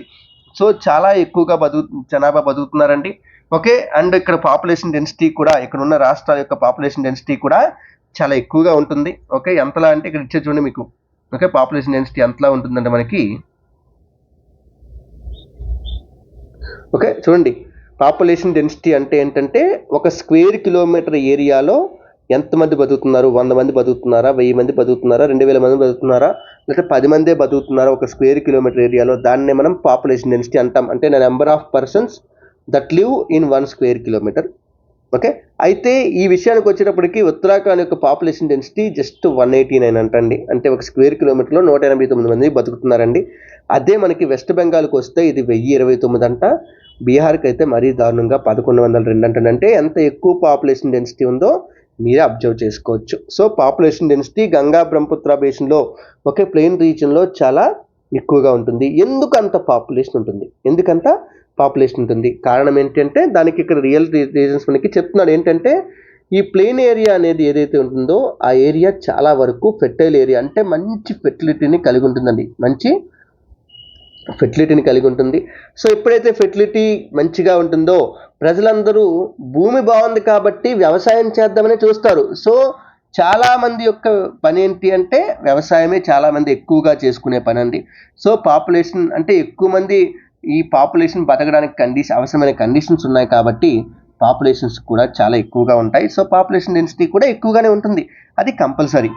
ఓకే, అలాగే ఈ ప్రాంతాల్లో పండించే పంట, అక్కడ పండించే పంటలు అంటే మనకి టపియోకా, పైనాపిల్, ఇవి స్వీట్ పొటాటో ఇవి చెప్పాం కదా. ఇక్కడికి వచ్చేటప్పటికి మొత్తం క్రాపింగ్ ప్యాటర్న్ అంతా మారిపోయిందండి. చూడండి, ఇక్కడ ప్యాడీ ఒకటే మెయిన్ క్రాప్ అండి. మా మెయిన్ క్రాప్ ఏంటంటే ప్యాడీ అండి. అండ్ ఎందుకంటే ప్యాడీని ఎందుకు ఎక్కువ పండిస్తుందంటే ప్యాడీకి చాలా వాటర్ అవసరం అండి. సో వాటర్ ఎక్కువగా ఉన్న ప్రాంతాల్లోనే దాన్ని పండిస్తారు. అండ్ వాటర్ ఎక్కువగా ఉన్న ప్రాంతాల్లో గంగా ప్లెయిన్స్ కూడా ఒకటి కాబట్టి ఆ ప్రాంతాల్లో మనకి ప్యాడీని చాలా ఎక్కువగా కల్టివేట్ చేయడం అయితే జరుగుతుంది. మరి ప్యాడీ ఒకటితోనే ఆపేస్తారా సార్? రైస్ ఒకటి పండించి ఆపేస్తారా? మరి ఇంకేం తినరా? వాళ్ళు తింటారు. రైస్తో పాటు వీటిని పండిస్తారు, మెయిజ్ని పండిస్తారు, ఇంకా సోర్గం పండిస్తారు, గ్రామ్ పండిస్తారు, రకరకాల మిల్లెట్స్ కూడా మనకి ఈ ప్రాంతంలో పండిస్తారు. కేవలం ఈ క్రాప్సే కాదు అంటే ఇవన్నీ ఫుడ్ క్రాప్స్, ఇవే కాదు క్యాష్ క్రాప్స్ కూడా మనకి పండిస్తున్నారండి. మెయిన్లీ షుగర్ కేన్ క్రాప్ని, జూట్ క్రాప్ని, ఈ రెండింటిని కూడా ఈ ప్రాంతాల్లో మనకి పండిస్తున్నారు. ఓకే, ఈవెన్ ఎక్కడితో కూడా ఆగిపోతూ కొన్ని ప్రాంతాల్లోకి వెళ్తే బనానా ప్లాంటేషన్స్ కూడా కనిపిస్తాయి. అంటే ఎక్కడ పడితే అక్కడ మనకి అరటి తోటలు కూడా కనిపిస్తుంటాయి. పోనీ ఎక్కడితోనే ఆగిపోయిందా? అది కూడా లేదు. వెస్ట్ బెంగాల్ ఈ స్టేట్స్లోకి వెళ్తే, లేకపోతే అస్సాం అనే స్టేట్లోకి వెళ్తే టీ ప్లాంటేషన్స్ కనిపిస్తూ ఉంటాయి. ఓకే, సో అంటే ఎన్ని పండిస్తున్నారు చూడండి. అంటే ఒకటి మెయిన్ క్రాప్ ఏంటి అంటే రైస్ అనేది మెయిన్ క్రాప్ పండిస్తున్నారు. ఎందుకంటే అది ఒక వాటర్ ఇంటెన్సివ్ క్రాప్ కాబట్టి.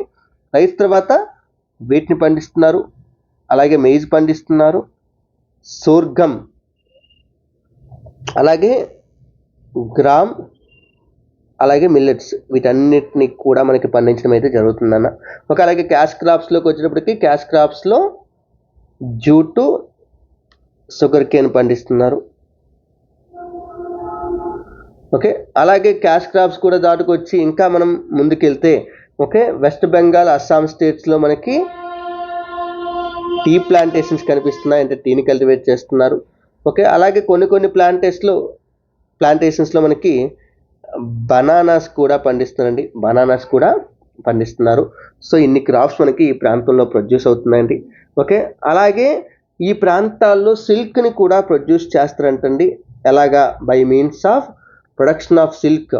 ఓకే, త్రూ సిల్క్ వామ్స్ అన్నమాట. సిల్క్ వామ్స్ని పెంచడం ద్వారా దాన్నే మనం సెరికల్చర్ అంటామండి. సిల్క్ వామ్స్ పెంచే ప్రాసెస్నే సెరికల్చర్ అంటాము. ఈ సెరికల్చర్ అనే ప్రాసెస్ ద్వారా సిల్క్ని కూడా వీళ్ళు ప్రొడ్యూస్ చేస్తున్నారు. పర్టికులర్గా ఎక్కడ అంటే బీహారు, అస్సాము స్టేట్స్లో అండి.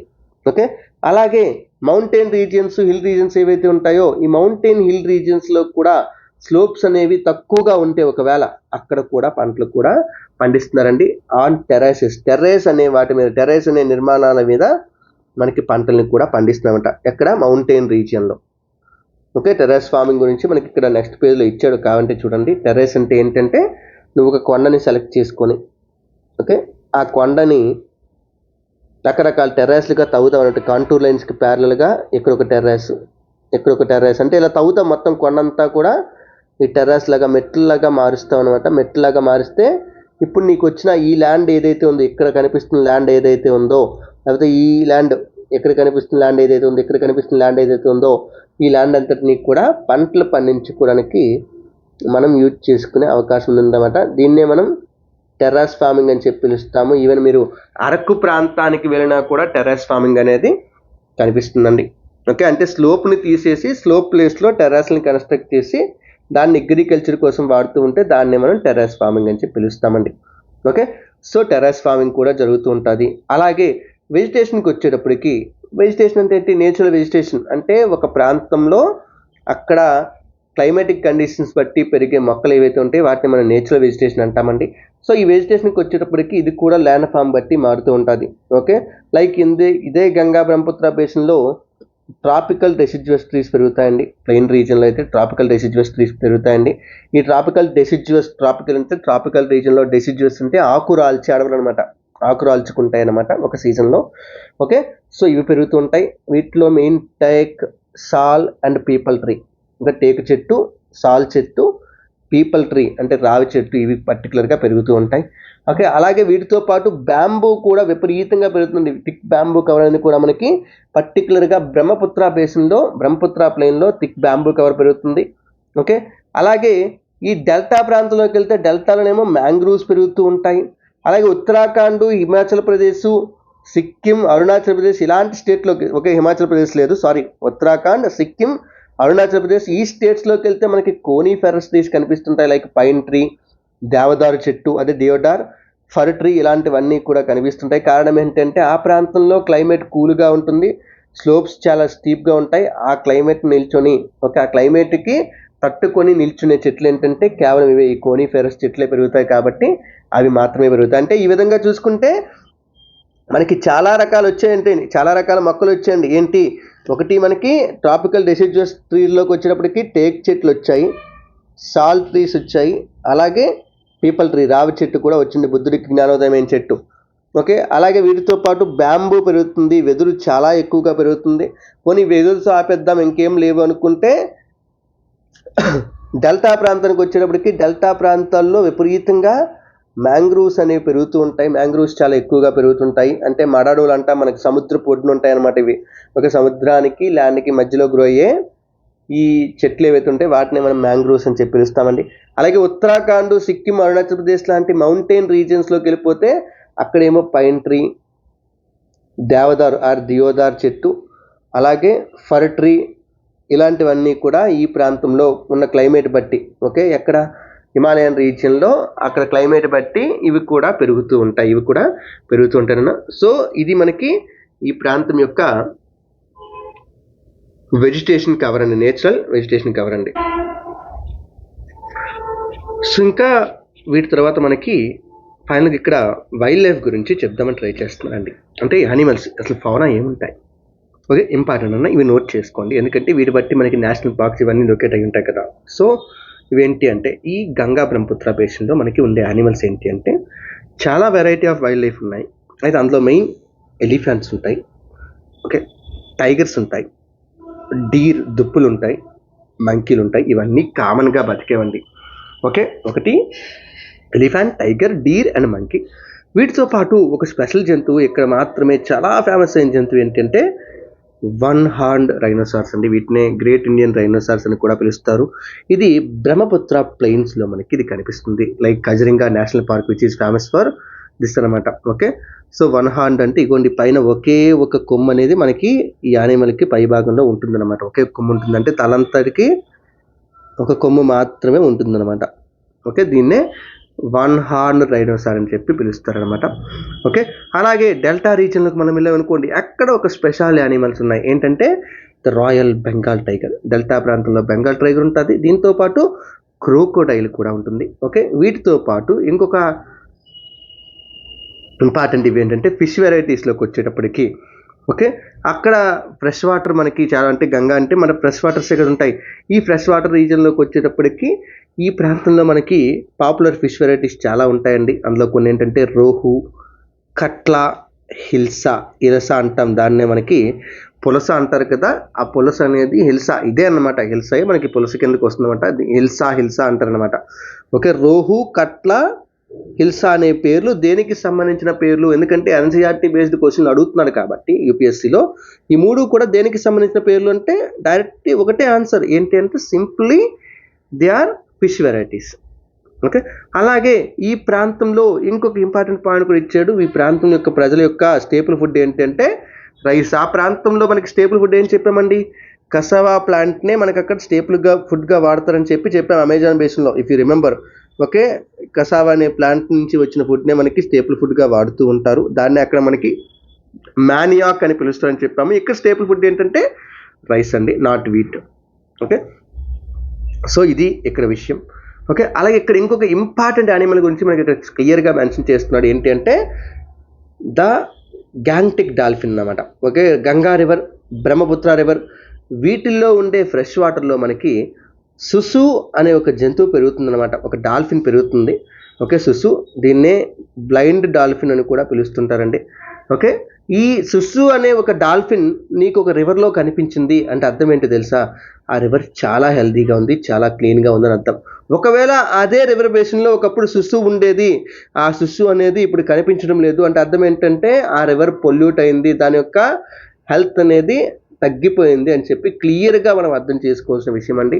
ఇక్కడ ఇదే మనకు చెప్తున్నాడు ఏంటంటే ఈ గంగా రివర్ బేసిన్లో ఓకే ఇండస్ట్రీస్ చాలా ఉన్నాయండి. ఆ ఇండస్ట్రీస్ నుంచి అర్బన్ వేస్ట్ కానీ లేకపోతే ఇండస్ట్రీస్ నుంచి వచ్చే ఎఫ్లూయెంట్స్ కానీ ఇవన్నీ కూడా చాలా కెమికల్స్ని ఈ రివర్లోకి యాడ్ చేస్తున్నాయి. దీనివల్ల ఈ స్పైసెస్ అన్నీ కూడా చనిపోతున్నాయి. ఇదే బ్లైండ్ డాల్ఫిన్ ఆర్ సుసు అండి. ఇగో ఈ సుసు గురించి కూడా చూసుకోండి.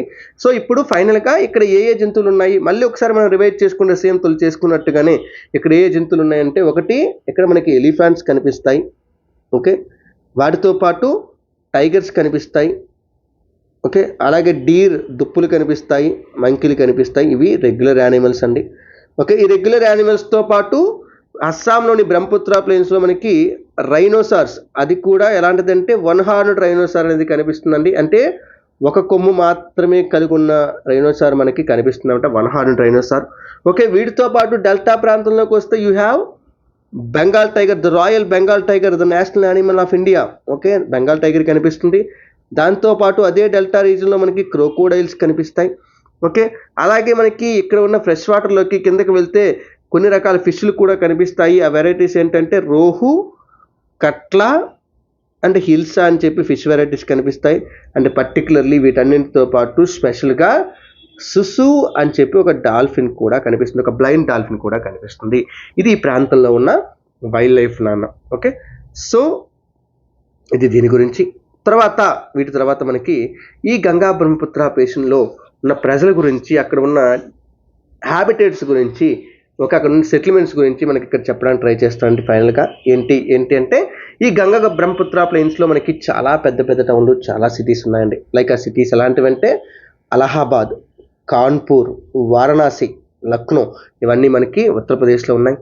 Patna Bihar capital, Calcutta west Bengal capital, ఇవన్నీ కూడా నియర్లీ 10 lakhs కంటే కూడా ఎక్కువ పాపులేషన్ ఉన్న సిటీసే. And these all are located on the banks of the Ganga river and దాని యొక్క ట్రిబ్యూటరీ యొక్క బ్యాంక్స్ మీదే మనకి ఇవి కనిపిస్తూ ఉంటాయండి. ఓకే, అండ్ ఇన్ని సిటీస్ ఆ గంగా రివర్ యొక్క బేసిన్లో ఉండడం వలన ఈ సిటీస్ నుంచి వచ్చిన వేస్ట్ వాటర్ అంతా కూడాను, ఓకే, అలాగే ఇండస్ట్రీస్ నుంచి వచ్చిన వేస్ట్ వాటర్ అంతా కూడాను ఈ రివర్లో వచ్చి కలిసిపోతుంది. తెలుసు కదా మీ ఊర్లో కూడా, అంటే మీది ఒక సిటీలో ఉంటే ఆ సిటీలో కాలువలు ఉంటే ఆ కాలువలో ఉన్న నీరంతా ఎక్కడికి వెళ్తుంది? ఆ రివర్లోకి వెళ్తుంది. ఇప్పుడు వైజాగ్ ఉంది, వైజాగ్ అంటే పక్కన సముద్రం ఉంది కాబట్టి సిటీలో వచ్చిన వేస్ట్ వాటర్ అంతా కూడా సముద్రంలోకి వెళ్ళిపోయింది. లేదు, కర్నూలు అనే సిటీ ఉంది, పక్కనే తుంగభద్ర రివర్లోకి మొత్తం వేస్ట్ అంతా పంపించేస్తుంది. రాజమండ్రి అనే సిటీ గోదావరి రివర్లోకి వేస్ట్ వాటర్ అంతా పంపిస్తుంది. అంటే ట్రీట్ చేయొచ్చు, ట్రీట్ చేయకపోవచ్చు, అది వాళ్ళ ఇష్టం. ఓకే, ట్రీట్ చేసి కానీ ట్రీట్ చేయకుండా కానీ వేస్ట్ వాటర్ అంతా కూడా ఈ రివర్లోకి వెళ్ళిపోతుంది. దీనివల్ల ఏమవుతుందంటే మనకి రివర్స్ యొక్క పొల్యూషన్ అనేది ఎక్కువైపోతుంది. సో అంటే ఇక్కడ సిటీస్ విషయానికి వస్తే ఈ విధంగా చెప్తున్నాడు. ఓకే, మరి ట్రాన్స్పోర్టేషన్ యొక్క ఇవి ఫెసిలిటీస్ ఎలా ఉన్నాయంటే గంగా బ్రహ్మపుత్ర బేసిన్లో మనకి ట్రాన్స్పోర్టేషన్ ఫెసిలిటీస్ చాలా బాగున్నాయి. 4 రకాల ట్రాన్స్పోర్టేషన్స్, అంటే బోత్ ఎయిర్, ఓకే, వాటర్, అలాగే రోడ్, రైలు, 4 ట్రాన్స్పోర్టేషన్స్ చాలా బాగా డెవలప్ అయి ఉన్నాయండి. ఓకే, సో ఇక్కడ పర్టికులర్గా రోడ్ వేసు, రైల్వేసు ప్రజల్ని ఒక దగ్గర నుంచి ఇంకో దగ్గరికి ఎక్కువగా తీసుకెళ్లే సాధనాలండి. వీటితో పాటు వాటర్ వేస్ ఏవైతే ఉన్నాయో వాటర్ వేసు రివర్స్ ఉన్న ప్రాంతంలో మనం ఎక్కడికైనా కూడా ట్రాన్స్పోర్ట్ చేయడానికి అవి ఒక ఎఫెక్టివ్ మీన్స్గా పనిచేస్తూ ఉంటాయండి. ఓకే, అలాగే ఈ రివర్స్లోనే ఈ రివర్ బ్యాంక్ మీదే మనకి ఈ కలకత్తా అనేది ఒక పోర్టుగా కూడా ఉందని, ఒక ఇంపార్టెంట్ పోర్ట్ కూడా ఉంది. ఈ రివర్ బేస్డ్ పోర్ట్ ఉండే కలకత్తా, ఇండియాలో ఉన్న 13 మేజర్ పోర్టుల్లో కలకత్తా పోర్ట్ ఒకటి. And it is a river based port అన్నమాట. హుగ్లీ రివర్ యొక్క ఒడ్డున మనకి ఈ కలకత్తా అనే సిటీ ఉంటుంది. ఓకే, సో ఇది ఒక మేజర్ పోర్ట్గా కూడా ఉందంటే వాటర్ ట్రాన్స్పోర్టేషన్ కూడా బాగానే జరుగుతున్నాయి. ఈవెన్ మీరు చూస్తే లాస్ట్ ఇయర్ మనకి ఎంవి గంగా విలాస్ అని ఒక క్రూయిజ్ షిప్ స్టార్ట్ అయ్యి మనకి ఉత్తరప్రదేశ్ ఇక్కడ నుంచి స్టార్ట్ అయ్యి అలా ఉత్తరప్రదేశ్ వీటి నుంచి బీహారు, వెస్ట్ బెంగాల్, అలాగే బంగ్లాదేశ్ దేశం, అక్కడి నుంచి మళ్ళీ అస్సాంలోనికి ఎంటర్ అయ్యి అస్సాంలో చాలా దూరం వరకు వెళ్ళిందనమాట ఎంవి గంగా విలాస్. ఒకవేళ ఐడియా ఉంటే ఒకసారి చూడండి అన్న. ఓకే, 51 రోజులు ఎంతో జర్నీ చేసి నియర్లీ 3000 కిలోమీటర్స్ కంటే ఎక్కువ దూరాన్ని ప్రయాణించిందనమాట అది. ఓకే, అలాగే ఈ ప్రాంతాల్లో టూరిజం అనేది చాలా ఇంపార్టెంట్ యాక్టివిటీ అంటండి. ఇది నెక్స్ట్ పాయింట్ మనకి ఇక్కడ చెప్తున్నాడు. Tourism is very important activity of the basin అనమాట. ఎందుకంటే ఈ ప్రాంతంలో కొన్ని పిలిగ్రిమేజ్ సైట్స్ ఉన్నాయి. పిలిగ్రిమేజ్ సైట్స్ కానీ లేదా కొన్ని వండర్ఫుల్ సైట్స్ ఉన్నాయి. లైక్ ఏంటంటే తాజ్మహల్ ఉంది. ఓకే, యమునా రివర్ మీద ఆగ్రాలో తాజ్మహల్ ఉంది. ఓకే, అలాగే అలహాబాద్ సిటీ హిందువులకి చాలా ఇష్టమైన ప్రాంతం. ఒక ఫేమస్ పిలిగ్రిమేజ్ సైట్. ఎందుకంటే ఇక్కడ గంగా యమునా నదులు సంగమం కాబట్టి దాన్నే ప్రయాగ్రాజ్ అంటారు. అలహాబాద్ అంటే ప్రయాగ్రాజ్గా పేరు మార్చేశారు. సో అది వాళ్ళకి ఇంపార్టెంట్. అలాగే ఉత్తరప్రదేశ్, బీహార్లో ఇదంతా కూడా ఈ ప్రాంతం అంతా కూడా బుద్ధిజం పుట్టుకకి కారణమైన ప్రాంతం అంది. బుద్ధిజం అక్కడే పుట్టింది, అక్కడే సర్వైవ్ అయింది. ఓకే, అక్కడే ఫ్లోరిష్ అయింది చాలా వరకు కూడా. సో ఉత్తరప్రదేశ్, బీహార్లో మనకి చాలా బుద్ధిస్ట్ స్తూపాలు ఉన్నాయి. ఆ స్తూపాలను విజిట్ చేయడానికి చాలా మంది వస్తారు. అలాగే లక్నోలో ఇమంబరా అనే ఒక ప్రాంతం ఉందండి. అది ఒక సున్నీ ముస్లిమ్స్కి సంబంధించిన ప్రాంతం అనుకుంటున్నాను. అది అంటే ప్రార్థనలు చేసుకోవడానికి వీటికి అవసరమైన ప్రాంతం అండి. సో ఆ ఇమంబరా కూడా చాలా వరకు ఒక ఫేమస్ పిలిగ్రిమేజ్ సైట్ అంటండి. ఇమంబరాకు కూడా చాలా మంది వస్తుంటారు. దాని పేరు ఏంటి అంటే బారా ఇమంబరా అండి. బారా ఇమంబరా. ఓకే, ఇది లక్నోలో ఉంటుంది. ఇది ఒక ఫేమస్ సైటు. అలాగే అస్సాంలో కజరింగా, మానస్ అని చెప్పి 2 వైల్డ్ లైఫ్ శాంక్చురీస్ ఉన్నాయి. ఓకే, అవి చాలా ఫేమస్ సైట్స్. అలాగే అరుణాచల్ ప్రదేశ్లో దాని యొక్క డిస్టింక్ట్ ట్రైబల్ కల్చర్ వల్ల ఓకే అక్కడ కూడా కొన్ని ప్రాంతాలు విజిట్ చేయడానికి చాలామంది టూరిస్టులు వస్తారు అని చెప్పి కూడా మనకి చెప్తున్నారు. అంటే ఇక్కడ టూరిజం పరంగా చూసుకుంటే తాజ్మహల్, అలహాబాద్ ఇవి కొన్ని సైట్స్. అలాగే ఉత్తరప్రదేశ్, బీహార్లో చాలా బుద్ధిస్ట్ స్తూపాలు ఉన్నాయి. అవి కూడా పిలిగ్రిమేజ్ సైట్స్ లైక్ నలంద కానీ ఇవన్నీ కూడాను. ఓకే, లేకపోతే లక్నోలో ముస్లిమ్స్కి సంబంధించి బారా ఇమంబరా అనే ఒక ప్రాంతం ఉంది. ఓకే, ఒక బిల్డింగ్ అనమాట అది బారా ఇమంబరా. అలాగే అస్సాంలో Kaziranga national park, Manas national park ఉన్నాయి. అరుణాచల్ ప్రదేశ్లో అక్కడ ఉన్న ట్రైబల్ కల్చర్ చూడటానికి చాలామంది వస్తుంటారు. ఇవన్నీ కూడా ఈ ప్రాంతంలో జరిగే యాక్టివిటీస్ అండి. ఓకే, అలాగే ఇక్కడ ఈ గంగా రివర్ పొల్యూషన్ ఎక్కువైపోతుంది అన్నాం కదా. ఆ పొల్యూషన్ నుంచి కాపాడడానికి మనకి government of India Namami Gange అని చెప్పి ఒక ప్రోగ్రామ్ని కూడా లాంచ్ చేసి, అంటే గంగా రివర్లోకి అక్కడ అంటే చుట్టుపక్కల అన్ని ప్రాంతాల్లో కూడా మనకి చాలా ఇండస్ట్రీస్ ఉండటం వలన ఈ గంగా రివర్లోకి ఆ ప్రాంతాలన్నింటి నుంచి కూడా చాలా ఎక్కువగా ఎఫ్లుయెన్స్ అంటే ఇండస్ట్రియల్ వేస్టేజ్ అంతా వచ్చి కలిసిపోతుంది. గంగా పొల్యూట్ అయిపోతుందనే ఉద్దేశంతో దాన్ని కాపాడాలి, ఎలా అయినా రెనోవేట్ చేయాలని చెప్పి 2014 సంవత్సరంలో నమామి గంగే ప్రోగ్రామ్ని యూనియన్ గవర్నమెంట్ అనేది స్టార్ట్ చేసిందండి. ఓకే, అలాగే ఇంక ఇవి కూడా ఇచ్చే చూడండి. ఏంటది, నమామి గంగే కాకుండా మామూలుగా ఈ రివర్లోకి ఎక్కువగా ఇండస్ట్రియల్ ఎఫ్లుయెన్స్ వెళ్తున్నాయని చెప్పాం కదా. సో ఇండస్ట్రియల్ ఎఫ్లుయెన్స్ లేకపోతే మనం వేస్ట్ ఇవన్నీ వెళ్తున్నాయి కదా. సో ఆ వేస్ట్ని తగ్గించడానికి స్వచ్ఛ భారత్ అనే స్కీమ్ని కూడా 2014 అక్టోబర్ 2వ తారీఖున గాంధీ యొక్క పుట్టినరోజు రోజున ఈ government of India Swachh Bharat అనే ప్రోగ్రామ్ని కూడా లాంచ్ చేసిందండి.